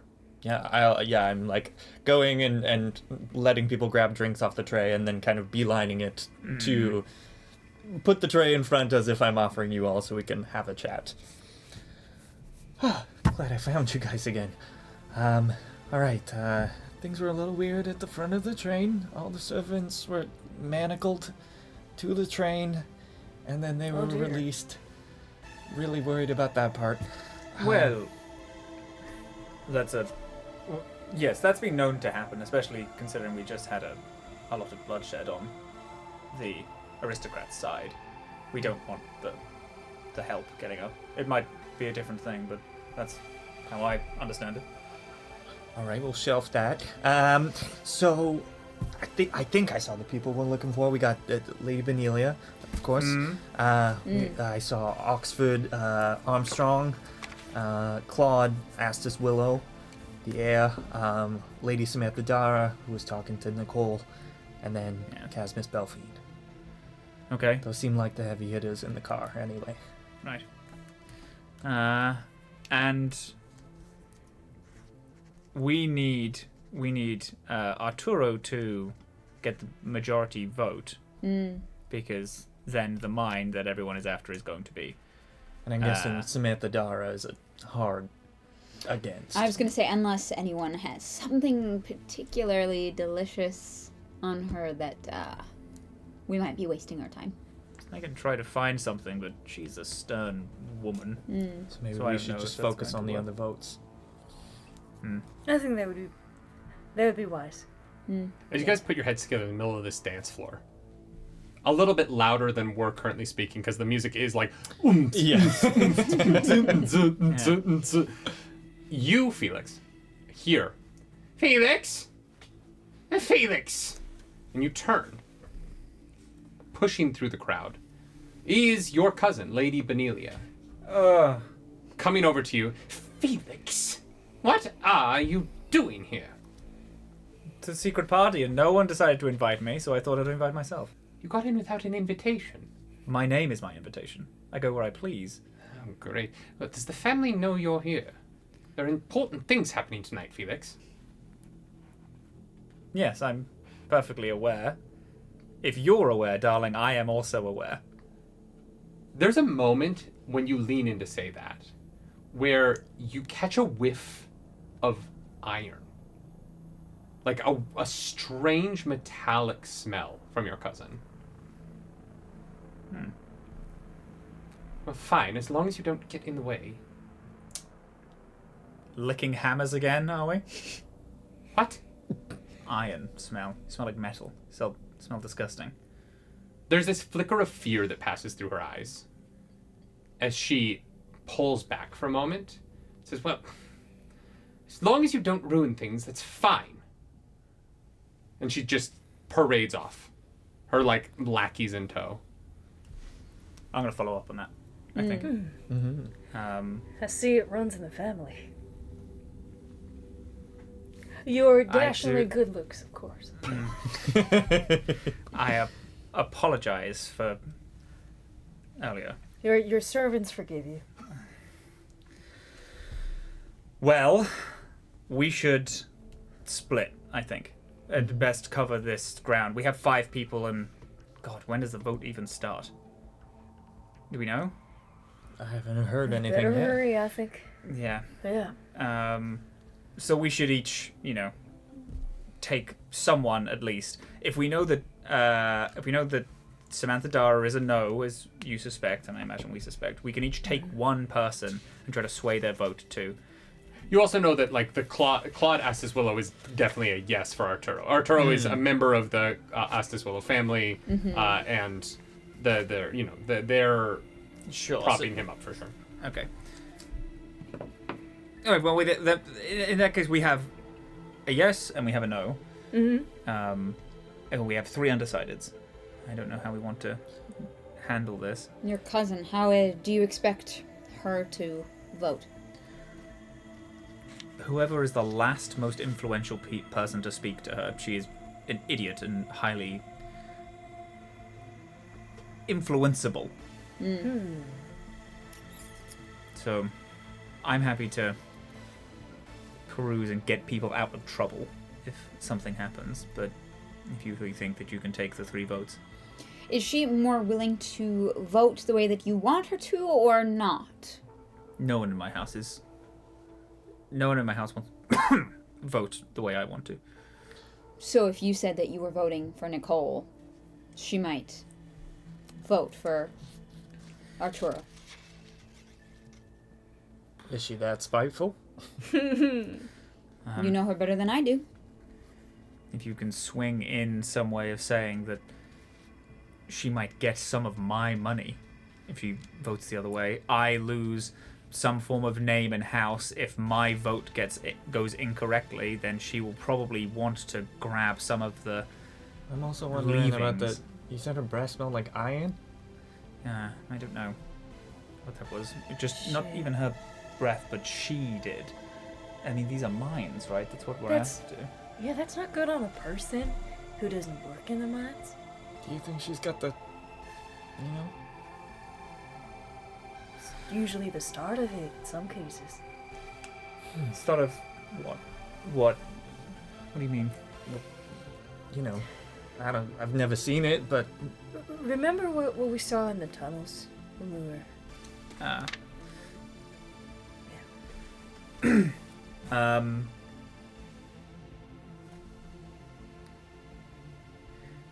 I don't think it is that. No. My illness is a little more than a regular one. I'm not sure how it happened, whether it's house treachery or simple bad luck, but I do have some form of ruin in me. I don't have long, and my body seems to be withering. Like, kind of gestures to the cane and Shit. I need to... I Earlier when I was joking, I didn't know. No. I'm sorry. I've done a lot of bad things in my time. I don't need forgiveness for them, I just need them to be fixed. So this vote has to go this way, and I don't think my cousin has what I have. I think I would probably know. It manifests differently in everyone. Mayhaps. Either way, it leaves us with Benelia, I think, right? And then we've also got Casmus to talk to, and I think he just came back from a stint from the north. You said. The north is where these mines are, right? Yeah. And they're iron mines, I'm so it means familiar, that yeah. I mean, what if all of them have already been? What does that?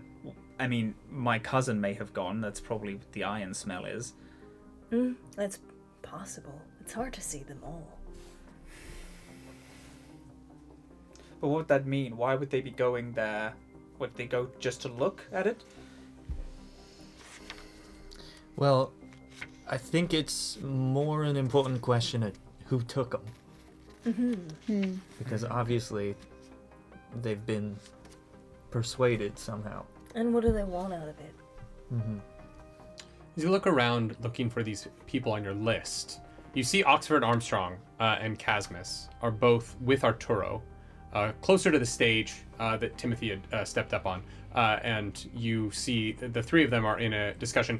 They're sort of flanked by people who seem to be sort of standing with their backs to whatever this conversation is, sort of looking out. Benelia is pushing through. You can see the path that she left as most of the party seems to be coming together in this dance. And the fantasticness, particularly those who partook of the rust on the train and are under the sway of the drug, are particularly entranced by the lights of this silokinetic dance machine above you. As Benelia is sort of wading her way through this crowd, the seas parting leave a trail. The two that you don't see now, you don't see Nicole and Samantha, who you had seen together on the train. And you don't see Claude Ostis Willow at first. And as you're scanning the crowd trying to find him, there is a back curtain off of where the three men are speaking on the side of the stage. And a head pokes out, and it is Claude, a well-known figure in the Astis Willow family. You've all seen his face before. The Astis Willow family is very proud, frequently rides through town in these sort of glass-topped carriages so they can be seen. They like being seen. And this man pokes his head out, and he kind of like nods at the three men standing there, and the three men head into that curtained back way with him. And the people who are kind of guarding their conversation step in the way of that door. Benelia and Benelia is the only person of these five still on the floor. I'm going to kind of just place my hand in give me a moment with Benelia. I'll be 2 minutes, and I'm going to kind of walk around in a way that I'm going to like try and determine what her pathing is going to be, Okay. so that I can. She seems to be headed towards a bar along the wall. Okay, so I'm going to head to that bar, and then, you know when somebody walks past you and says something in passing, and then the crowd kind of closes and you can't actually respond to it? It just kind of like, you know that they've heard you, but Yeah. they can't like interact with you much. She's gonna head to the bar. She's going to like undo the jacket a little bit, scruff it up, and kind of like change her posture to be a bit more seductive, I guess is the word. Okay.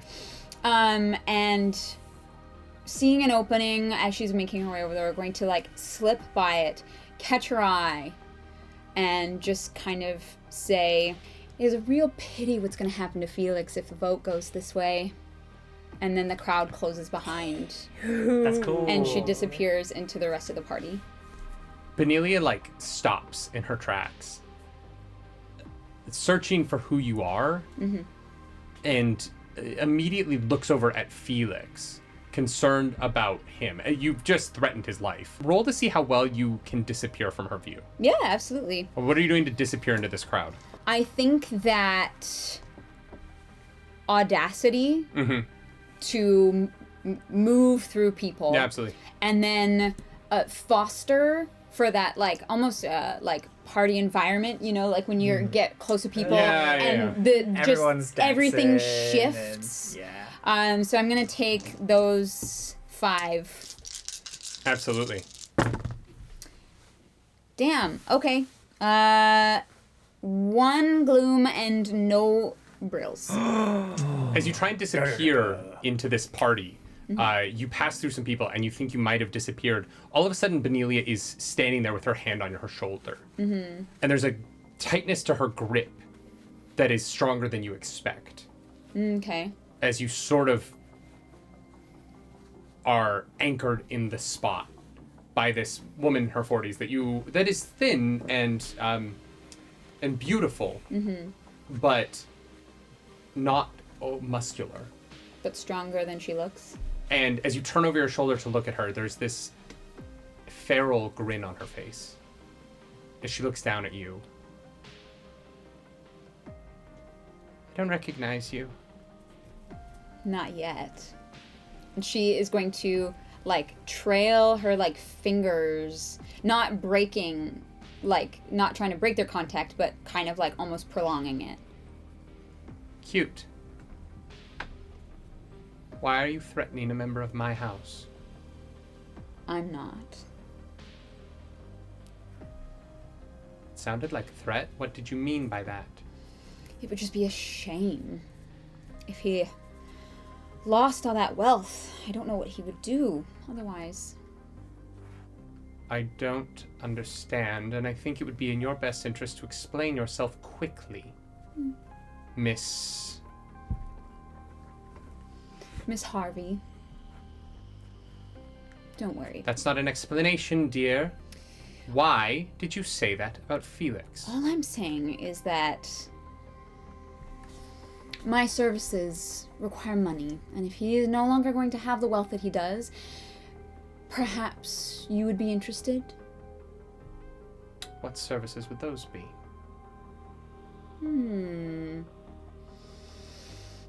A confidant, a companion, someone to celebrate the end of the world with.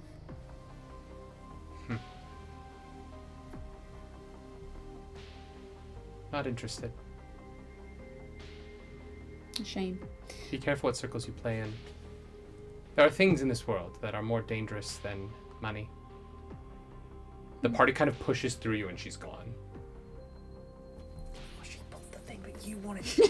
I know! She did the thing you wanted to do. It was so much cooler when she did it. I am going to head back to the group and fill them in on the exchange. As you are on your way back, you catch there is a wall on the side of this party where there are a variety of girls, young girls, sort of scantily clad. And you see, as they're passing one at a time, men are going up to these girls and grabbing one by the hand and pulling them off into this doorway out of the ballroom. And not unexpected at a party with the level of wealth that is here. But what you don't expect is there's a girl there you know. A girl named Sally that you know from home. Okay. You haven't seen her in a while. You hadn't thought anything of it until this moment where you see her against the wall, looking sort of dazed, transfixed by the cyclokinetic machine above you, just sort of swaying lightly in a brassiere and panties, waiting for someone. All right. Well, then they can wait. I'm going to head up and take her hand without saying anything and pull her to. Are they doors or curtains or like? There's a doorway into sort of this curtained area. Great. Yeah. So I'm going to take her through there and find a completely private spot. I don't know if they're like cubicles or whatever. Yeah, there's like the curtained off areas. Yeah. The sounds that hit you here are lascivious. Like it is a place where people are partaking in the joys of the human flesh. Then I'm going to take her into a room and I'm gonna turn around to like pull the curtain shut and take out this mask that I have on my person and place it on my face and turn around to her. As you turn with this mask on, this girl goes from dazed and just transfixed, and as you pull her along, there is sort of this like content resentment in the action of it. And as she sees this mask, her brain isn't fully able to click into what is happening, but there's just enough there that there's a widening of the pupils, and she just drops to her knees looking up at you in this moment. And as you look down at her, you see those bronze shining flecks in her eyes. And she just is staring at you like, oh, hi. Going to grab her hand and lift her up. Sally, right? You know my name. I do. You know my name. Oh, wow. Hi. I know everyone who shares with the Steel Souls. I'm so sorry. Sorry. I got caught up in... I tried a thing, and it was so joyful and fun, and I don't really know what happened then. I've just... I'm not here to punish you. However, you've seen the Psychokinetic. It's beautiful. Mm-hmm. It is.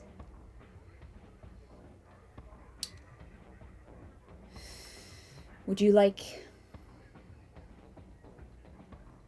to aid me? Would you like to be of service? In what? I need to find out who owns this Psychokinetic. I think it's the Dara family. It belongs to them? They're the ones that brought me here. Do you work for them frequently? I guess I do. I never thought of it as work. They kept giving me rust, and... oh, the way it makes me feel. I see.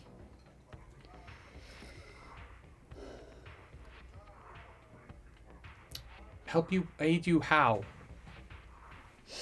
I'll do anything. We need that Psychokinetic. Don't you agree? It belongs to us. I'm not sure how I can help. It's massive. No, but I need you to find out who in this Dara family looks after it and cares for it, where it goes, where it's kept, and It's kept here. here all the time. It was found here, and they repaired it here. It's always been here since before. How did you get into this ballroom? I was brought here on the train You came on the train. this morning. Were you brought through the same door as everyone else? Yes. You haven't interacted with Casmus Belfiend, have you? Yes. You have. I came down from the north with him. And you came with him as... I don't know. Company? He came up a few days ago. To do and what? to visit an estate, I think. Something happened, and he was partying in town that night, and Do you know who he was with? a man named Claude, very rich. I don't know which family he's with, Okay. but Claude and Casmus were there, and that's all I know. They found some of us in town. Claude found out that rust had made its way up there, and he wasn't very happy about it. But when he found out that we enjoyed his work, he invited us to come with him to this party. He said it would be very important. This was 4 days ago. All right. Thank you for your information. You're welcome. When you come home, come see me. Okay. I will. I promise. I promise I will. And I won't touch this stuff anymore. I don't know how. I don't actually know how it got me all the way here. Well, and that in itself is concerning. I'm sorry. It's not your fault. I'm still sorry. Go now. Enjoy yourself. And tomorrow, I will see you. Thank you. She kind of awkwardly slips past you through the curtain and out to the party. I take the mask off and I slip it back into whatever pocket bag Yeah. one would have at The a party secret like this. pouch that you have in your bag for it. Yeah, exactly. And And I head back to the group. Right. What were the two of you doing while this was going on? I think I would, following the news of what happened, try to hunt down Benelia myself. Great. Absolutely. I need you to roll to see if you see where she disappears to in that moment. Ooh, all right. Let's see. I think that would be... Maybe I'll take Obsession and I'll use it with... Intuit, maybe? Yeah, absolutely. Yeah? All right. I love so that. It's 3. 2 4s and a 2. You don't see where she goes, but you do notice in this moment that the way that she disappears seems faster than you would expect. It's like off-putting how she's just suddenly gone. Yeah. Is there anything I can do to try to track her down? Or try to... Yeah, what would you like to do? What do you think that you would do to track her down in this moment? I think she would be, being who she is, she would be dressed a specific sort of way, but everyone here is dressed a very flamboyant kind of way, so I don't know that would do a lot. The outfits here are extravagant and ridiculous, right? Like, it is really like a steampunk rave. It's somewhere between like a Bridgerton party and the rave from Matrix 2. Oh my gosh. It's like living in like the middle ground between those two visuals. It was so funny in that whole moment. I was like, oh, she's like woman in the red dressing it. You know the shriveled voice of your, was it cousin? Better than anyone. Could you help me find her? I can. Yeah? Much like myself, Felix has like on sitting down, and it's like it's getting hotter in this room because everyone's dancing. Has like taken off the bow tie and the jacket, and he's like, He's just falling behind, picking up pieces and putting them in a bag. but like they don't have the rolled up sleeves that I do, because I think they begin to roll up, but then you two see that like he's crazy wrinkled, like fully like he looks like an 80-year-old man, and then rolls them back down, and then does up his shirt. Shakily gets up and then walks over to like the closest person that looks that he knows who's of like, you know, higher up aristocracy. It's Trixie. It would It's be the fully like Trixie. the nearest by person that you know who is of any like meaningfulness to the aristocracy would be Trixie. Who's just sort of like absolutely going in the middle of this party. You see Trixie has found her way into the middle near the people who were being the most debaucherous in the final car. And while she is definitely... The thing you know about her as a person is that she is able to play with the hardest players, but never imbibes in a way where she loses control in those situations. She loves to surround her... She loves to be the sober person around drunks because of the power that it gives her over them. I'm a big fan of this woman. You're a big fan of every NPC I create. A lot of them, yeah. All of them are like weirdly hot, so they're hot in just enough fucked up ways that appeals to me specifically. It's the control issues. Yeah, bro, I loved the hag. Like I would fuck that weird gangly woman.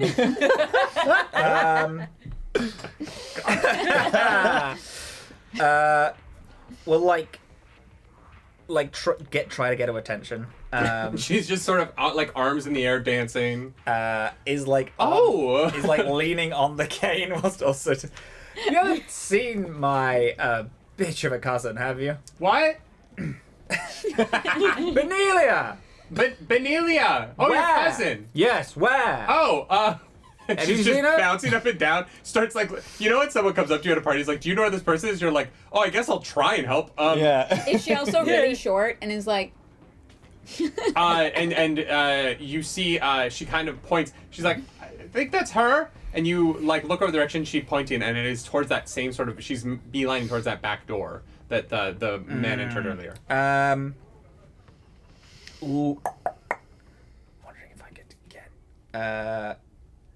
Okay. All right. This is gonna be a weird pull. Great, I love weird pulls. We are a big house, very rich. Yes. There's a lot of like weird eccentric fashion that happens with us as well, is what I imagine. Oh yeah, the Galdaparks for sure. Yeah. Yeah. I wanna, seeing her, I wanna pick a fashion faux pas that would not be bad for most people, but for our house is, and I want to almost like whisper network, like hit her really quick with it. I would like to use my wardrobe portfolio that I have. Incredible. Okay, but you gotta pick the wardrobe, like Role playing. All right. So there are a lot of Galdaparks at this party. Yeah. So how are you, while she is already walking towards this door, how are you involving the Galdaparks in this fashion faux pas? Because I can't say no because it's a portfolio. Here is how I imagine it happening. Is that she's walking toward, but has to stop every now and again, wait for people to go past, and it's like... And she's being greeted by everybody. That's it. Yeah. I like go to the nearest, like, you know, Galdapark.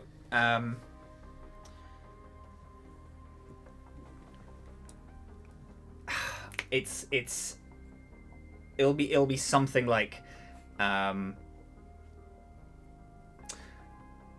bow on the back of her dress is, the bow on the back of her dress, first of all, is the wrong color for that, but it's going to, that is definitely going to come undone, and people are going to think that we use cheap material. I need someone to let her know. And then it's like one Galdapark saying it, then goes like, holy shit, did you see that the bow on the dress is like super cheap? Yeah. And then it's like, it takes like 15 minutes. But it's because of how often she's getting stopped, I can get it so one Galdapark is like, hey, we need to, I don't know what you're doing, but we need to go fix that. Oh, you absolutely... And I can like pull her out of the room and I can be like, she's over there. You see this young girl who is in like an ostentatiously like sort of sheer dress. But very much in like the blue teal of the Galdaparks, sort of is the one that catches her and is like, we need to get you to the bathroom. Like, we need to fix this. Yeah. There's a moment of, as the two of you are watching your cousin, the first facial expression that she shows isn't embarrassment, but it is annoyance. And then there's a moment of realization, and then the embarrassment that you would expect from a Galdapark slides over that. And she begins to follow this girl out of the room towards the bathrooms away from that door. Do you want to? I'll go meet your cousin in the bathroom. I'll try not to get too carried away. Very good. God, I hope so. And so, Vera, you follow her, these two women, to the bathroom. And by the time you get there, she's moving a bit faster because she's waving people off. She's not stopping to chat anymore. Benelia enters this bathroom area first. And as you go down this hallway, there are people sort of waiting. There's a line for the men's room instead of the women's, which never happens. But like at this party, there's clearly more men than women, as often happens at sort of these rich people to-dos. The men with the tiny bladders as they age. They have to pee a lot. And you enter into the bathroom, and it's large and spacious, and there are stalls. You're not quite sure at first how many other people are here, but Benelia and this woman are against like the far wall. Benelia's got like her hands up against the wall, like bracing herself as this woman is tying this bow tie like tight and kind of like stretching this or squinching this woman into her outfit and trying to tie the bow in like a perfect little... So can I actually add one thing? Can I give you the bow tie that I've taken off to like introduce yourself with, like, hey, by the way, I'm just gonna fix this to you to like finish the outfit. Amazing. Just so you have something to like introduce yourself with to her. Anyway, I'm out. Okay, so you go over, you walk into the room holding the bow tie. How are you approaching Benelia in this bathroom? So, I see her braced against the wall, and I see the person she's with struggling to make anything happen with that fabric. And She's I'm really not just gonna- pulling really hard. She's not accomplishing anything. She's just like sort of like trying, and she's got so much strain holding the bow tie that she can't tie it. I think that fabric is not gonna do what you need it to do. Pardon me, but one of your cousins sent me after you to give you this, and I offer up the bow tie. That. The bow. I'm so sorry. I have a problem with the bow on the back of my dress, and you want me to wear a man's bow tie. No. It's a bow. What am I supposed to do with it, darling? It fits well with the color scheme you have going on. And where am I supposed to wear it? Tie it on the back of your dress. Oh, my waist has not been the size of a man's neck since... No, I mean, use the fabric of the existing here. May I? You can absolutely try. I have no idea where you're going with this, but if you can roll, See, we're on the same level. I think Yeah. we can I have don't it. understand how you take a bow tie to the back of a dress and tie the dress. If there's already a tie from the dress, you're just attaching it on, and it's flowing down with the old fabric. I will let you roll to attempt this. Absolutely. I don't buy it at all. roll. Could you draw it for me? Basi- I'm so confused. So basically, Yeah. the old fabric is like hanging down, and the bow tie is on top, a la like a bolo tie, but on the back of her. We all get it. We're fashion forward. Okay, roll. I don't know.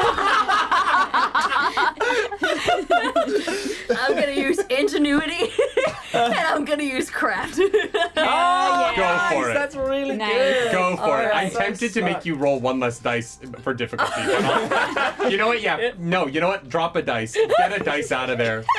If you want to have a good shot at this, Look you're it going to up, have to throw sweetie. passion or something into this. I'm rolling with passion. Yeah, baby. You're really passionate about trying to tie this bow tie into the back of this dress. Well, it's passionate to It's- get into this conversation because this will important. be our third attempt of trying to get this vote is to be it. positive. Yeah. Oh my god! So it is a- I thought you were just going to interrogate this one, but you're like, let me... Okay. Let me help you first. Oh no!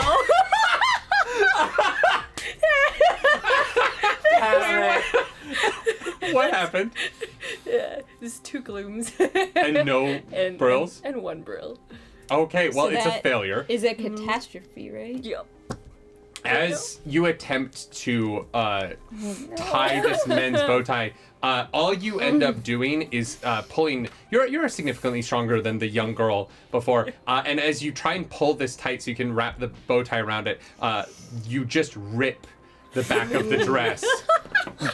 And the young girl with the two of you is so immediately concerned with what happened and with the reputation that Benelia has that she and runs out of the bathroom in fear. As you are standing there as this 40-year-old woman feels her dress rip and just silently but seething with anger turns to you. Who are you? And why have you done this to me? I'm here to help. And we're gonna get you in a proper dress. Don't even worry about that. Hang tight. But We are already at the party, dear. What could you possibly mean? there are so many of your family members who came here with multiple outfits. As you're saying this, she brushes off your shoulder and begins to check under the stalls one at a time. Mm-hmm. And walks over to the door and pushes the door closed and locks it and turns on you. And as she does, her face starts to go feral. What are you saying? No! I'd like to roll with A fight. fun fashion moment. I was so worried that this would Hey, happen. listen, gang, No. that means that there's 1 yes, 1 no, and 1 not available for the vote. So that's a win. Oh my Wait, it's an god. even number though. I'll give you a dress. What am I if you saying vote this to way. her in this moment? As you've kept talking while she walked around you. So what's this? How are you trying to talk her down here? You are leaving this room looking better than anyone here. I'll see to that. Well, you're not leaving this room at all. And as she says that, the sides of her mouth begin to rip open. As this rictus grin opens on her mouth and her jaw detaches as it slowly descends down her neck. Oh, I knew as it. her musculature of her upper body starts to ripple with strength as she begins to stalk towards you in this empty bathroom. What are you gonna do? I'm gonna fucking bolt out of the room. All right. I need you to roll to see if you can get around her. So you're trying to, like, she's between you and the door. So I need you to kind of make a move. How are you getting around this person? As you see the telltale signs of a flesh eater in front of you. And he just talked us down. He's like, no way she could have ruined. Yeah, I knew it! God, I've seen it before!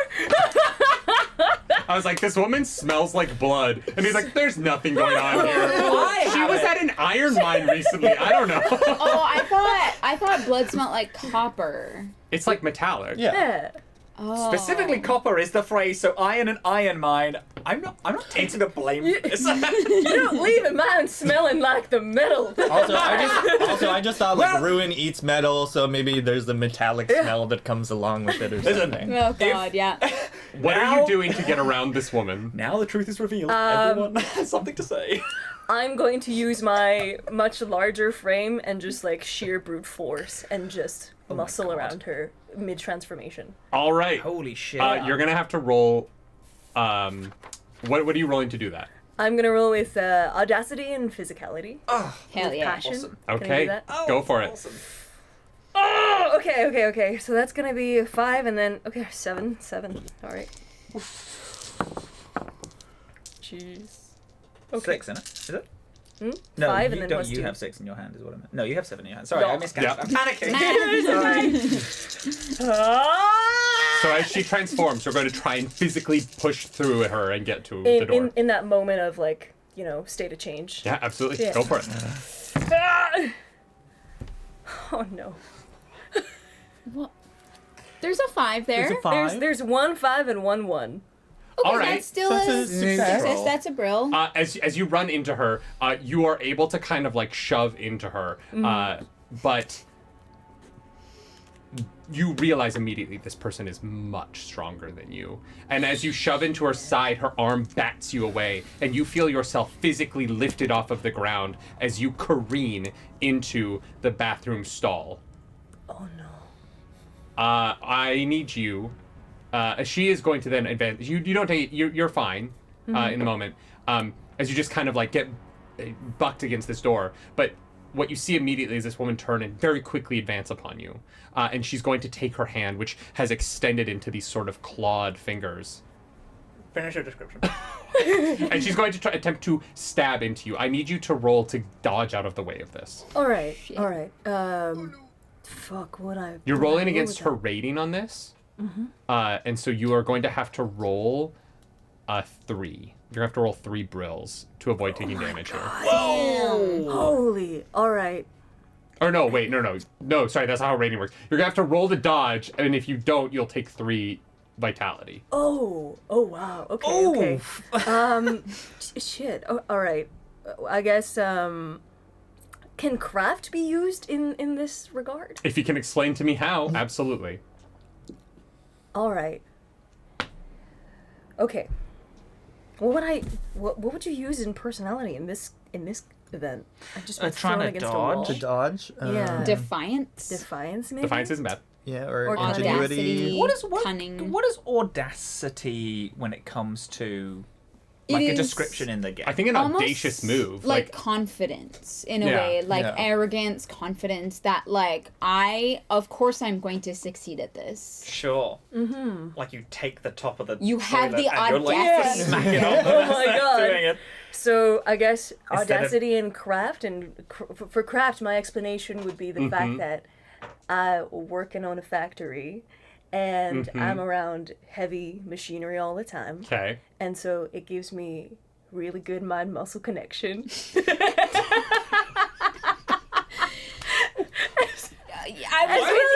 with you there, and then You can like craft a weapon with something. you can grab a toilet paper roll. It's just you become really hyper aware of your body and where you're placing your digits and everything. Okay, what I so mean. this like clawed hand is stabbing towards your stomach. But I see it coming. Yeah, you flash back in this moment to a moment on the floor of your factory where a spring snapped on one of your machines, and this metal piston of an arm jerked the wrong direction and shot out. This stamping tool, and it shot at you, and you barely got out of the way, but it cracked 3 of your ribs, and you spent weeks in the hospital recovering from this terrible wound. And when you got out, you were like, you started practicing, started going to karate classes. You got real good at martial arts so that you'd be able to dodge in the future. Now roll for me to see if all of that time spent getting more nimble for your factory job.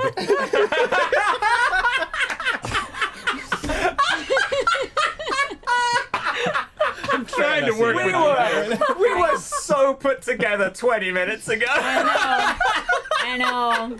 And then you guys were like, I'm gonna put a man's bow tie on her back to fix her dress, and I just felt good at the time. Charlie's just in the party watching all of these schemes So go that's wrong. actually why I had my hand up. I had my hand up to be okay. like, okay, so who is with Felix? You left. You. I left, but then had. This is all happening while you're in the. Oh, I was gonna say I wasn't sure how long that conversation was. So once it's over, I'm gonna head back to you. We'll get to that in a second. Yeah. Roll to see if you dodge this attack. I'm gonna roll with passion. Yeah, you are. Let's do This is very important. I can't believe this. All right. Whew. Oh, that's. That's keep cocked. that. That's cocked. Do I roll it again? Yeah, you have to roll it again. That was a It six. was not flat. It was on a arched piece of paper, and then you moved it flat. All right. Well, it's still 1 6 1 1. All right, you barely dodge out of the way. It scrapes you. Because you got 1 and 1, I'm going to say that you still take a vitality as it scrapes along your stomach. And you now have an open wound on you as you are bleeding onto your white shirt and this like light brown of your sort of dress. So it's pretty visible that you've now taken a wound. All right. You are in this bathroom. You have to figure out what to do next as you hear the scratching of those claws as they clang off of the bathroom doors. You get back into the party, and 2 of your friends are gone. Vera and Felix have disappeared off somewhere, but you do see Charlie sort of confusedly handing out champagne flutes, kind of looking around for people. Where did everyone go? I think they had some sort of scheme to talk to her, so they were gonna try. Talk to Names. Delphine. Belina. Belina, yes. Yeah. Benny. Yeah. I don't know where that. You keep trying to turn into Belle Delphine. I and I know you're trying to get there. Why? I don't know. Okay. Okay. Well. I think while that's going on, I don't know what's happening. We know that Oxford is in the secret room, Yeah. correct? Yeah. Okay. The only people you haven't seen is Samantha and Nicole. Yeah. But all of the men are in the secret room. Okay. The secret room, the back room. It's not that secret. It's a door in the middle of a fucking ballroom. Yeah. Okay, so I think I have a plan. I'm gonna go over to the bag that I stowed under the table. I actually left all of his things behind. This second bag is just all of my spy shit with a piece of his clothing over top. Scholastic book fair spy Nice. kit. Yeah. 1,000% yes. Yeah. I'm gonna dig and I'm gonna spend my portfolio information and pull out a little black book and start looking for information and dirt that I have on Oxford Armstrong. Cool. Absolutely. Incredible. Yeah. Okay. Roll a check Okay. with to see how successful you are at like quickly going through. You have years of Yeah. information Yeah, in that yeah. little book. Okay. So let's see how quickly you can pull it out. Great. Cunning and intrigue. Yeah. Feel good. Yeah. All right, 5 dice. Let's do a passion. You know what? Yeah. I gotta get Do shit it. moving. Do it. All right. Give me all the info.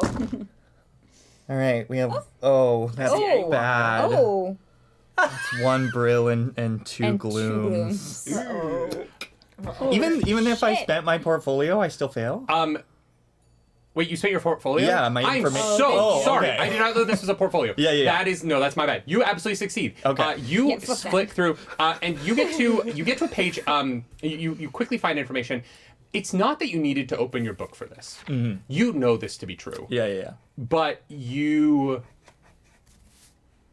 almost like committing yourself to the reality of it because you don't want it to be true, because you believe in the dignity of all people. Yeah. But you know that Oxford Armstrong, coming from the Valgrieve family, who are very friendly with their animals, Yeah. he is a man who views people who are not of the aristocracy basically as animals.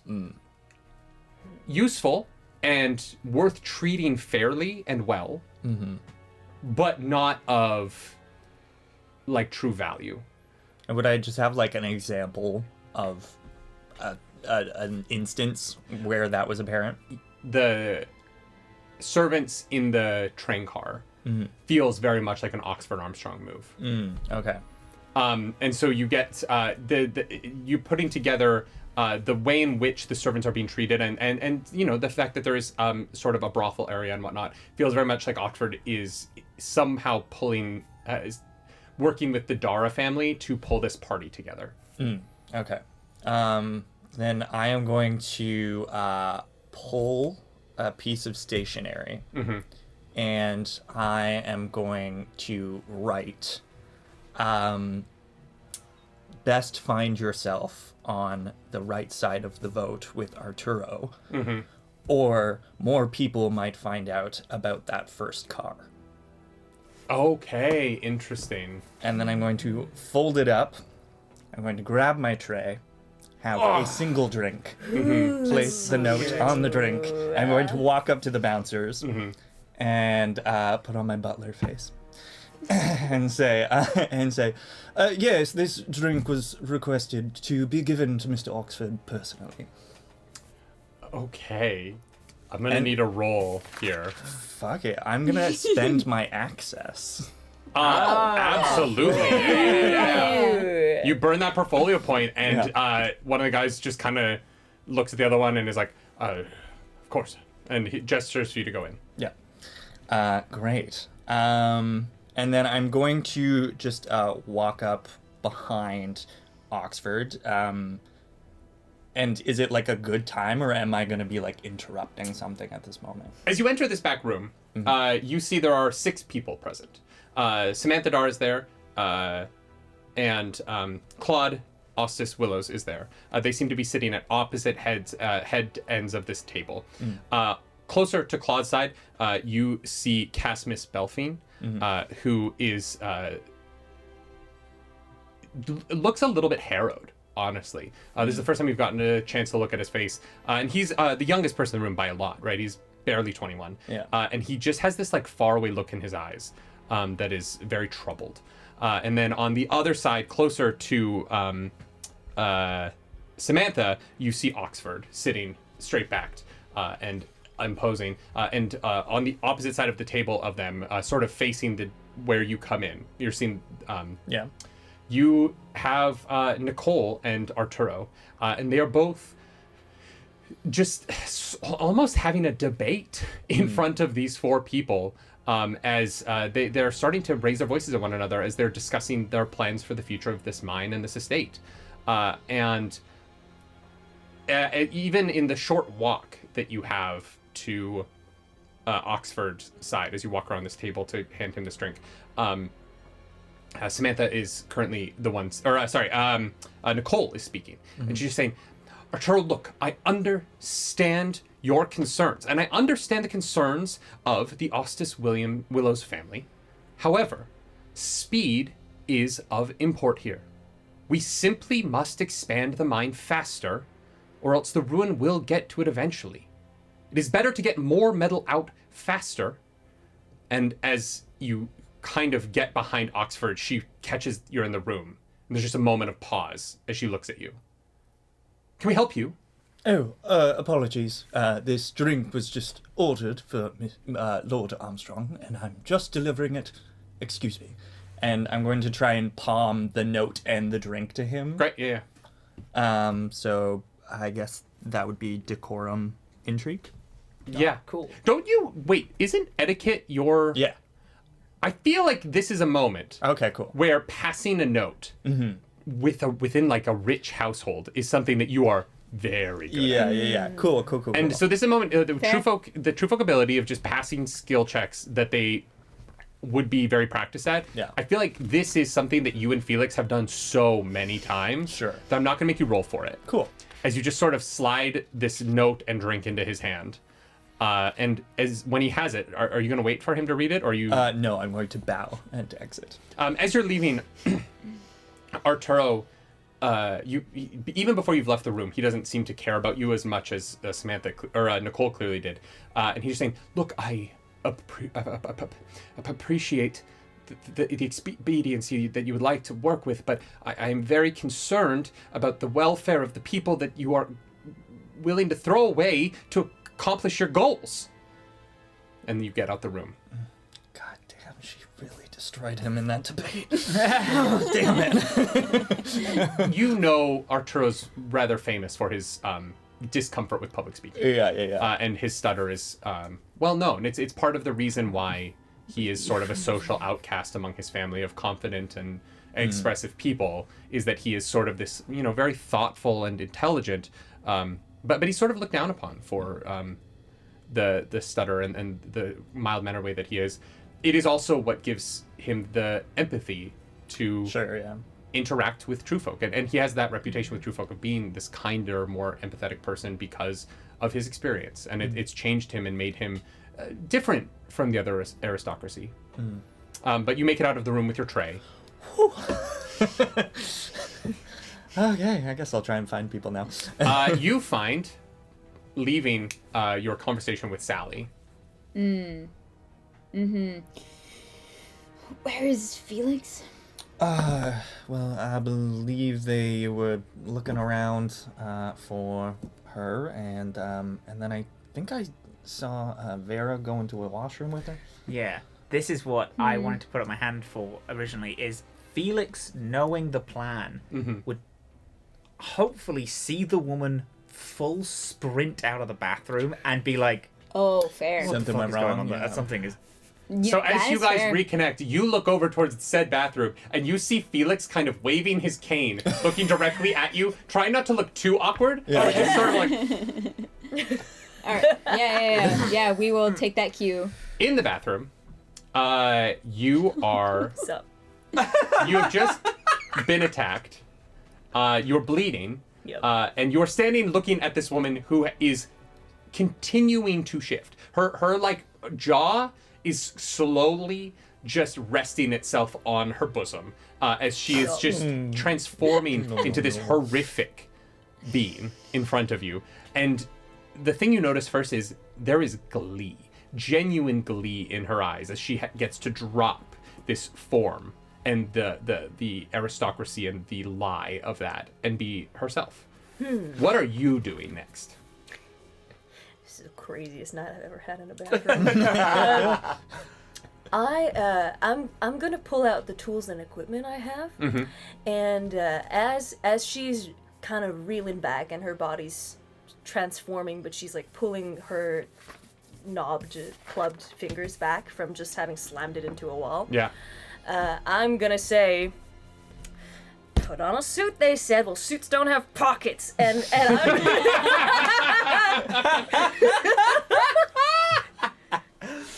I'm gonna take out these sort of like scissors or shears. Have you seen the sort of scissors that they use in glass making, glass blowing? Absolutely. They're like long and pointed and very well leveraged. I'm gonna take that and hold it out when she comes back in again. Yeah, absolutely. So you're gonna try and attack her with that. Yeah. Okay, roll an attack for me. If we kill someone, that's one less vote, right? Yeah. Your one tool. Could I use portfolio for that? Am I still rolling in that case? You can. I'm letting you have it with you and have had it this whole time and not brought it out. Okay. So I'm going to need you to roll for the attack because I don't think the portfolio means you have access to it. I don't think in this case it means that you're like you hit every Proficient. time. Yeah. That's Right, right, yeah. All right. So you need to choose how you're going to roll to hit her.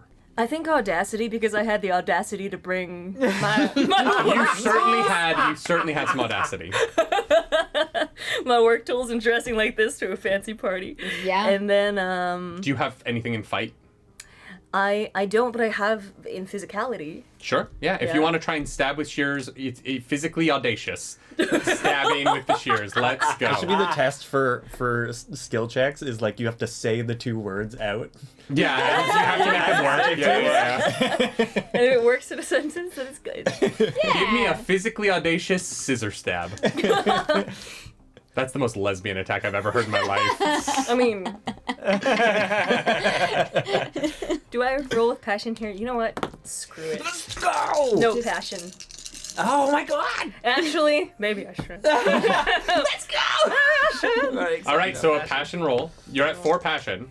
Yup. Yes.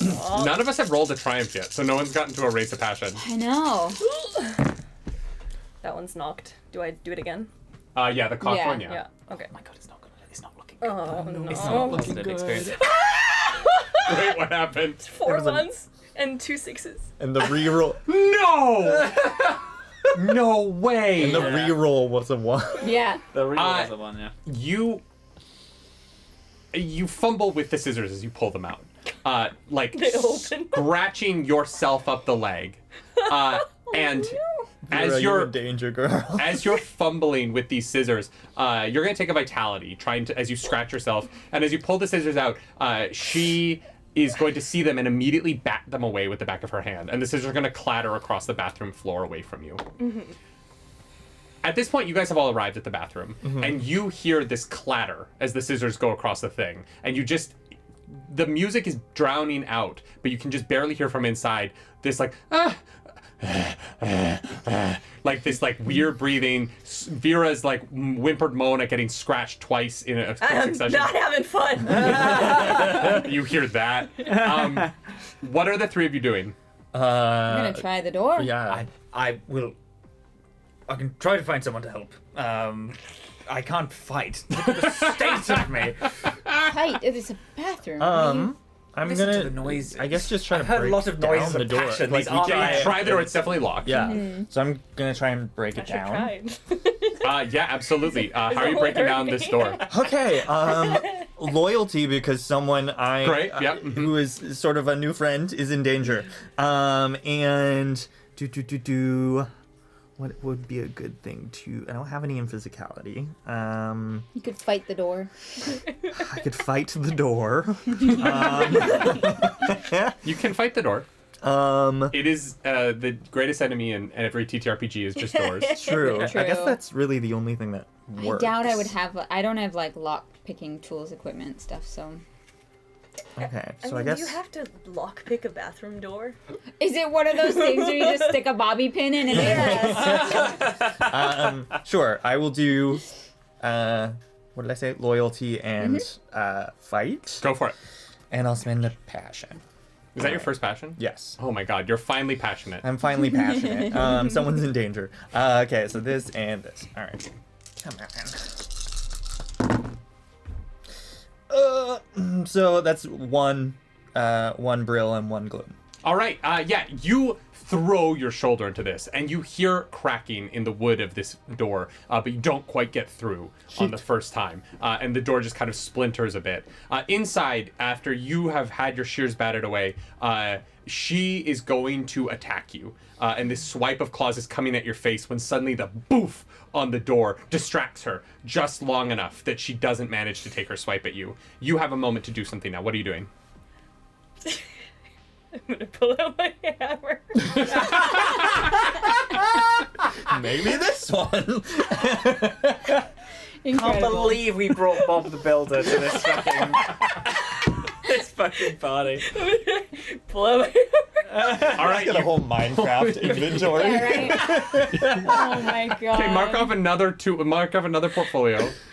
What are you doing with your hammer? Could that be the same portfolio? Because it's just like the Sure. tool belt. Is Yeah, that okay? yeah. You have a secret tool belt underneath your power suit somehow. No, it's out in the open. Fuck, that's funny. I guess the excuse that you're here to fix his cane if it breaks makes sense. Oh, That's how I dressed to all these events. I thought you'd brought her and you were like, no, she's here in case the train needs to be fixed. The story changes. Yeah. No, he definitely said that it was in case his cane starts acting up. Kane starts acting up and they need on there. What are you doing with Gotcha. your hammer? I did after say train. I said both in the same sentence. I'm gonna try to swing it in the soft sinewy part where I see Right. her jaw like dangling. God. Absolutely. Where it's like close to the skull, right? Yeah. Audacity again. Yep. Yeah. This is so funny. Physicality. Great. And I'm gonna roll with passion. This was supposed to be like a serious, sad game, and this is the funniest thing I've ever been on. Just It's great. Failure's so funny. Pulling tools out of her and just swinging them at this absolute monstrosity. It's the way the dice fell. Yeah. All right, roll for me. We're just rolling with it. It's fine. These. Okay, so the next roll after this is an automatic. I'm not rolling after Oh. this. Well, you get 5 glooms on it, so it is basically guaranteed, unless you also got 5 brills. Yeah. Yeah. Yeah, like how are you gonna? Huge. All right. Huge. 2 brills. Great. Hey, Okay. Great. thank God. Thank God. Yeah. You swing at this woman's face, and you crack her jaw with your hammer. And that moment of her like looking away towards the door to see what it was, and then the follow through of the hammer, her face gets just wrenched as she gets launched across the room a little bit by that.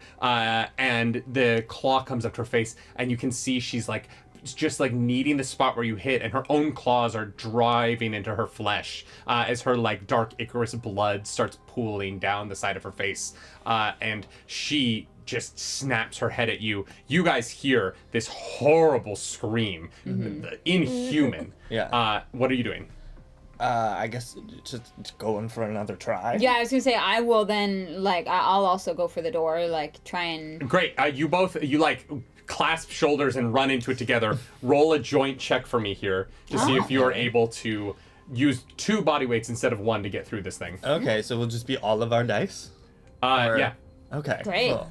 I'm going to consider this like a joint check. This is not a thing in the game, but if you get 3 brills together, I'll say that it's a triumph. Cool. While they're trying to Damn. figure out what they're using, what are you doing? I'll probably just use Lucy and loyalty and fight. Okay, so what my plan was to get security to go to the bathroom. Okay. Yeah. To like help break in. 100%. But I also think that whilst Felix is walking toward, Felix is like, this is my fucking house. Like, if they find my house has the ruin... Actually, no, because I don't know that the ruin's happening in there. I just know that she's locked the door and she's got a temper. So I Yeah. do. I do. Fair. Yeah, You know Felix what? does. You know, it could just be hate. That's fair. Benelia's at it Yeah. again. Yeah, and then... It could be a different kind of scissoring. So, Yeah. Um, A different kind of smashing. on seeing... I instead of going to a security, I'm going to go to the girl who ran One away. success. Yeah. I'm going to try to, like, grab her. Why is it that you left my cousin? Your friend, the engineer, Mm. ripped her dress. Oh, dear. She ripped her dress. Yes, no, I'm leaving the... I'm going home before she leaves that bathroom. Yes, very good. She's going to be on a war path. Absolutely. They're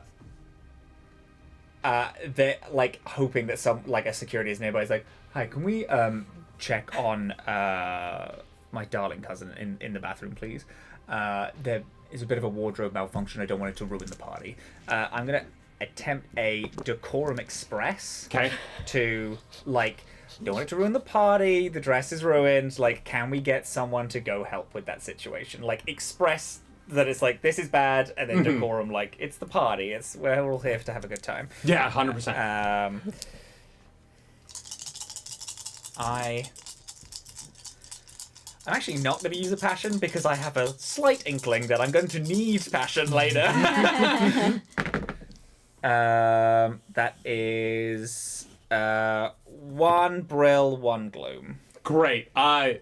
You watch it. These two security guys kind of look at you. When you say there's a fashion emergency, there's definitely a moment of them both being like, how are we supposed to help with that?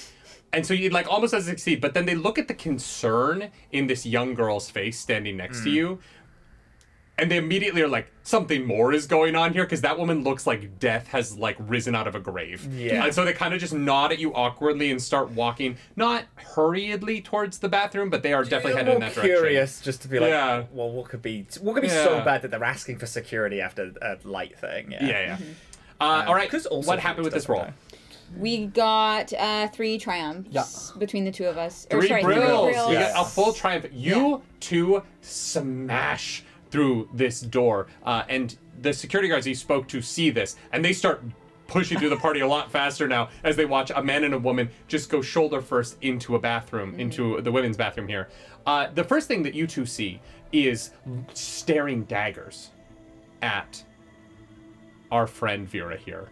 A monstrous woman with spindly shoulder blades that will reach out into these angular, broken-looking arms with long, clawed hands at the tips of them, and a jaw that is opened wide enough that you could fit an entire head in it, and this rictus grin of, like, ripped sinew coming up the sides of the face, and these bloodshot eyes just filled with anger, and Vera's standing there with a hammer, just sort of like... So. and just cut across her side. She's bleeding. This thing is about to go and lunge at Vera again. And so I need you to do a resist on this attack. Oh, okay. How do I do that? Is it just a skill? You get to choose a skill, and then you just get to roll that against the resist. Has to be physicality again. Go for it. All right. It's a 1! You both land on the ground on top of this broken door as you watch this right claw come swiping across Vera's face as the claw rakes through her eye and up, cutting through her eyebrow. As Vera collapses to the ground, you're going to take 3 vitality. I'm out.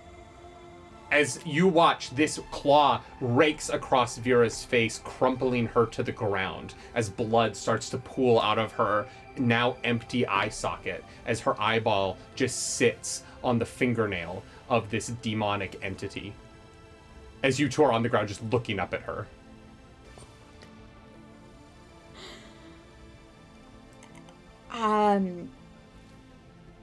The door was wood? Yep. And it splintered? Yep.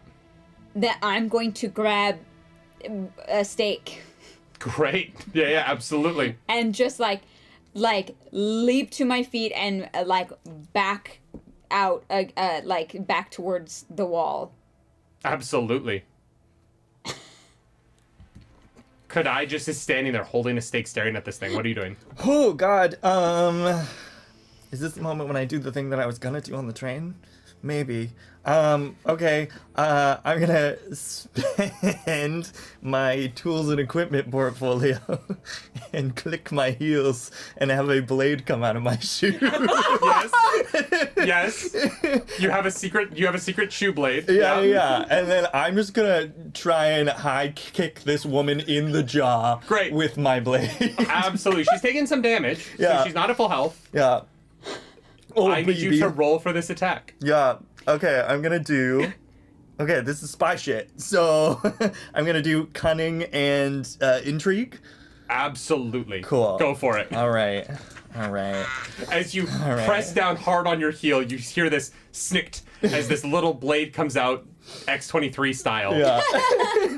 All right. Roll for me. Yeah, and with passion, I'm so scared because that happened. Okay, we have 1, 2, 3, 4 brills, no glooms. Wow. You are shocked. Yeah. As your foot comes flying up in the air, higher than you thought that you could kick. Yeah. As the knife at the tip of your shoe goes up, and this woman, as she hears you step into the kick, turns towards you. This giant mouth open as it's extended down, leaving this perfect pathway for your foot to go up into her mouth as your small shoe knife connects with the roof of her mouth, and your knife slithers itself up into her brain. And you watch her seething anger turn to shock. And then one eye just sort of starts to slide to the left. And then her whole body begins to follow it as your foot is still connected and you start to fall with her. Your body weight drags her to the ground as you fall on your back, bringing this husk of a body with you as your shoe knife has killed this woman. When you said shoe knife, I was literally picturing Blades of Glory, where the like ice skate just like. So really trying to have a cool moment there. Thank you for undercutting that. Security enters the bathroom to see an insane in this woman's mouth. situation. Vera dead on the ground. Her eyeball on this flesh eater's finger. The flesh eater dead. Its head on your foot. There is just confusion from these two men. One of whom tries to like close the door back, but it's like broken in half down the middle. Yeah. And so like half of the door closes, and then he kind of like puts his body in front of the other half, standing there just sort of trying to. But neither of them have said anything. They're just standing over you. Kodai is just standing against the wall, this wooden stake up in her hand. What are you doing? I pull my foot out of this creature's mouth. And I think, like, I'm so shocked by this person who I really liked, but just met, but really liked, is dead. But I'm also, like, very mission-oriented with adrenaline right now. And I look to you and I nod, and You see, Felix has just kind of, like, gotten over and is poking his head over the... Oh, fuck. And I'm going to use my portfolio of my title. Okay. And I'm going to say, listen, I was sent to infiltrate this party by the Glove and Key. There was some goings on that there was going to be some ruin here. But more importantly, there's a whole lot of ruin that's going to happen if that man does not go and take this woman's spot in that vote that's going to happen. I don't know what vote. Sure. What? I'm just saying we got to clean this up and he's got to go do a thing. Okay. You tell us, man. What is Nobody that? out there can see that this happened. Okay. This, Yeah, this is a flesh eater, by the way. Have you seen one? And I just pick up its head. Oh, what? Yeah, pretty terrifying, right? Yeah. Yeah. Yeah, it's so... Yeah. Yeah, so we gotta clean it up and get it out the servant's entrance before anyone else there. Fine, so go find me a rug, go find me something, a blanket, a towel, anything. Yeah, sure. Yes, sir. One of them, like, salute. He's, like, just, like, out of instinct. He's like, yeah. One of them stands in front of the door. That all, like, aristocrats can do this. Yeah. Right, yeah. Fashion faux pas happens and they're gonna be like, Something happened with the dress. Suddenly the woman's a monster. I don't know what you think it's Step a 3 code profit. word? I don't know. Like, it brings out the worst in all of us, you know? All right. So your assistant has sort of given you a job to do. Well, Felix had the same idea, and then that was like the turn, and then Felix is like goes to the back room, Great. knowing where this thing is. Two people, there are guards there, right? There Yeah. are 2 people posted outside. I think that the two of them are aware enough of you and your station that they kind of usher you inside. Good, that saves me a portfolio. I go inside to the debate. Now, are there like? She was the only one not in the room, right? She so was there the is only one. one empty chair. There are multiple chairs. It's a long table, but the two camps are on either sides of this room. There's Samantha and Nicole on one side with Oxford, and then the other side is the Ostis Willows side with Claude, Casmus, and Arturo. I put too many names into this thing. That's politics, baby. Politics. Claude is the first one to. Yes. Hi. Hello. Felix. I had heard you died. Clearly untrue. However, I will say, Bernelia could not make it. I am taking this vote in her stead. I saw her on the train. Sure. It seems that this Odd. little, this project of yours, Yes. gestures through, has more wrong with it than we thought. I understand the ideals and dreams of yours, young Nicole. That is the other side. Is to dig heavily for fear, dig heavily and waste a lot of time and lives. They wouldn't be wasted, Okay, Felix. I'm speaking. Thank you. Unfortunately, it seems that the ruin has already breached this mine of yours. My cousin, just in the bathroom at this very party, has became fully indoctrinated by it, attacking and killing one of my entourage. She now lies dead in the bathroom.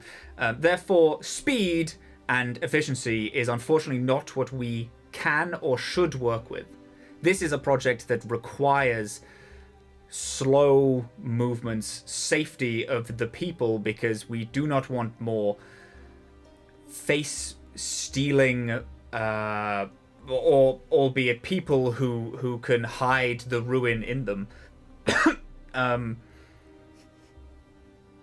I couldn't agree more. Claude says, Casmus and I visited the mine. The mine seems to be relatively safe. It was the estate that was attacked. The mine seems to be clean, as far as we can tell. But a flesh eater did attack the house. Okay. Very well. Regardless, we at this point of where we are, our houses have shared a lot of blood. We need to act with caution, for fear of more blood being lost, not from ours, but from true folk. These true folk, if we push them too hard, will turn on us, as they have before, and more of us will go. Clearly, our numbers are already weakened and at fear of full loss. It is clear who I vote for. I am speaking to those who are possibly undecided or believe Nicole to be the right course of action, which I think is truly ridiculous. I apologize for taking up time. I will take my seat. No, I appreciate you. It does seem, Samantha, as he looks across at the woman, Mrs. Claude, it does seem that the houses stand opposed to you. In Oxford, hearing what Felix has said, surely you too. I know you care for your servants. I know you care for the people we send to the mines. Surely you too stand with their care and protection in this endeavor. Arturo's path forward is the best. Yes, he is of my family, and yes, it would continue our ownership of this source of metal. But we must take care in the people that we use, so that we continue to have them to use. Don't you agree? And you know this isn't how Claude thinks about people. He's very interested in experimentation. But this is a man who knows the man he's talking to. Using language that he knows will appeal to him. And Oxford doesn't do much, but he just sort of shifts his chair and nods. Samantha doesn't say anything at all, but pushes back, gives a withering glare to Nicole. Walks out of the room. For the rest of you, the rest of this night is spent cleaning the body and surreptitiously removing Vera and Vanilia from the hall. You succeeded in your goal for the evening. And with the help of security and those large black curtains that were used to hide the servants' entrance, you were able to cover up what happened and escape into the night, going your separate ways. The last person standing is Charlie. And in that little black book, a couple more secrets go, and you feel this itch at your ankle. You bend down, and you kind of pull your pant up, and you scratch at it. When you pull your hand back, it's almost like there's a bit of a shadow that just, this bit of smoke that flares off of your fingertip for a second. Felix catches up with you, and it's the two of you sort of standing at this entrance. What's the last thing you two say to each other before the end of the night? I look to him, and I open my jacket and pull out his cigarette case and light 2 cigarettes, hand him one, and I pull my leg up and show the now apparent ruin on my leg and said, "Hell of a way to go." You are, from now on, relieved of service. Thank God I could use a vacation.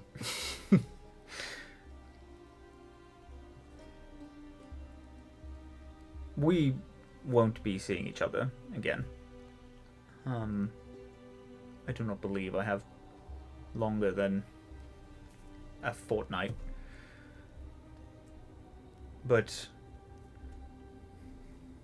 even with the loss, there's some good and power given back to the people who deserve it.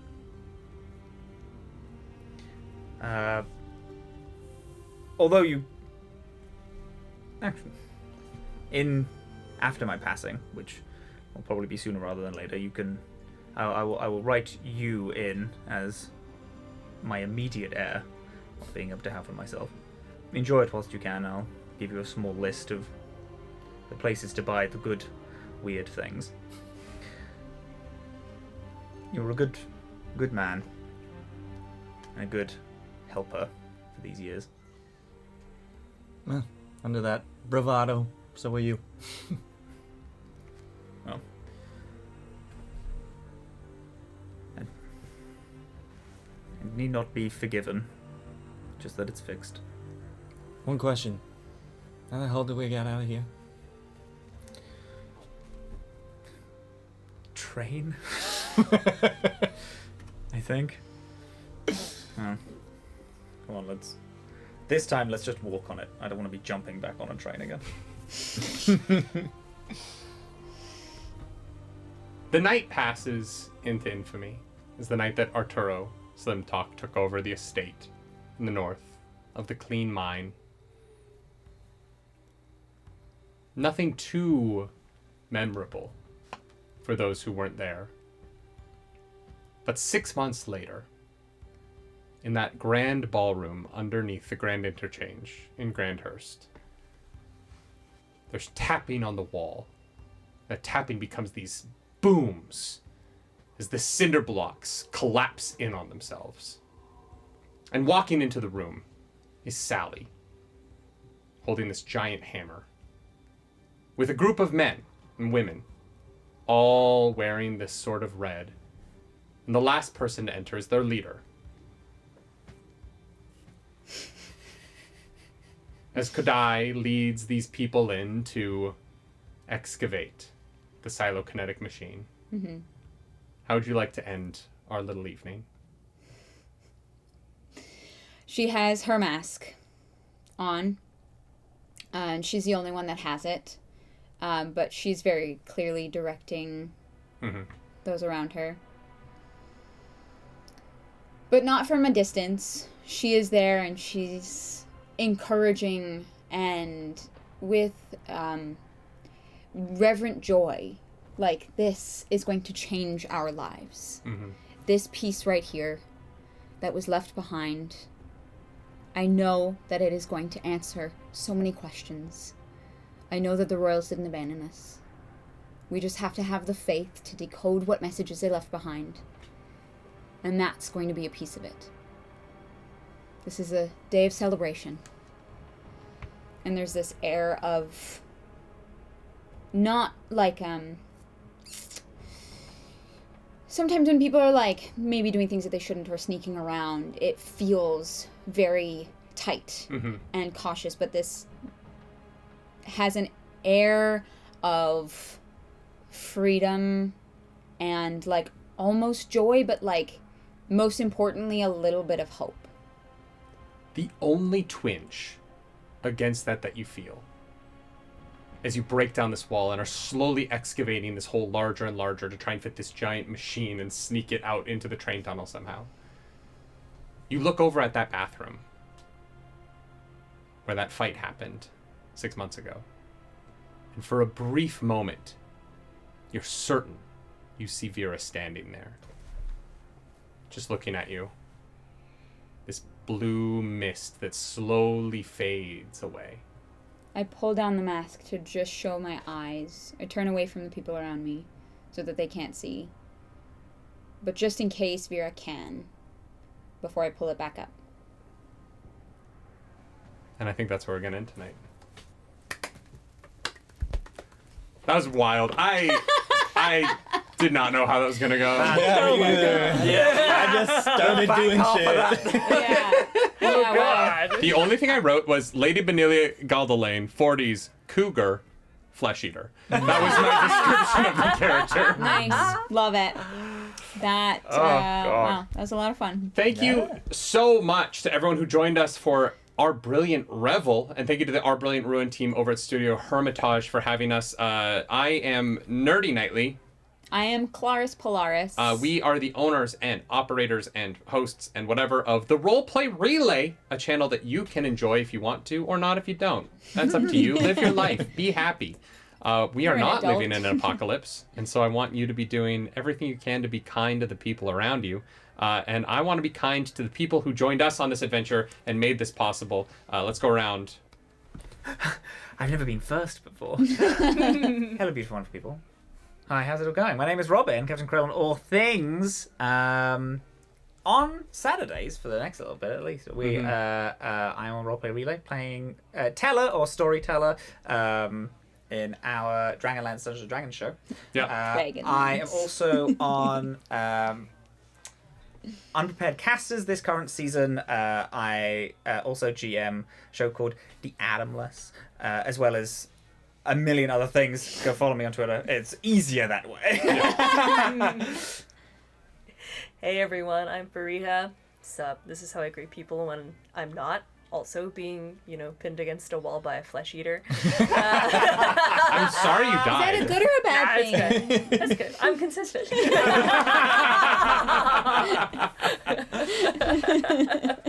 But I do a bunch of actual plays. I'm a full-time streamer on Twitch, and I'm also really active on Twitter and Instagram, doing a bunch of fitness stuff and some voiceover stuff. So, yeah, check me out there. Thank you so much for having us on. Pull-ups in the business. Yeah. And hello, I'm Justin Myers Chapman. I'm a queer indigenous actor, singer, and all-around massive tabletop nerd. So yeah, you can follow me on Instagram at Justin Myers Chapman for all the nerdy shit I get up to.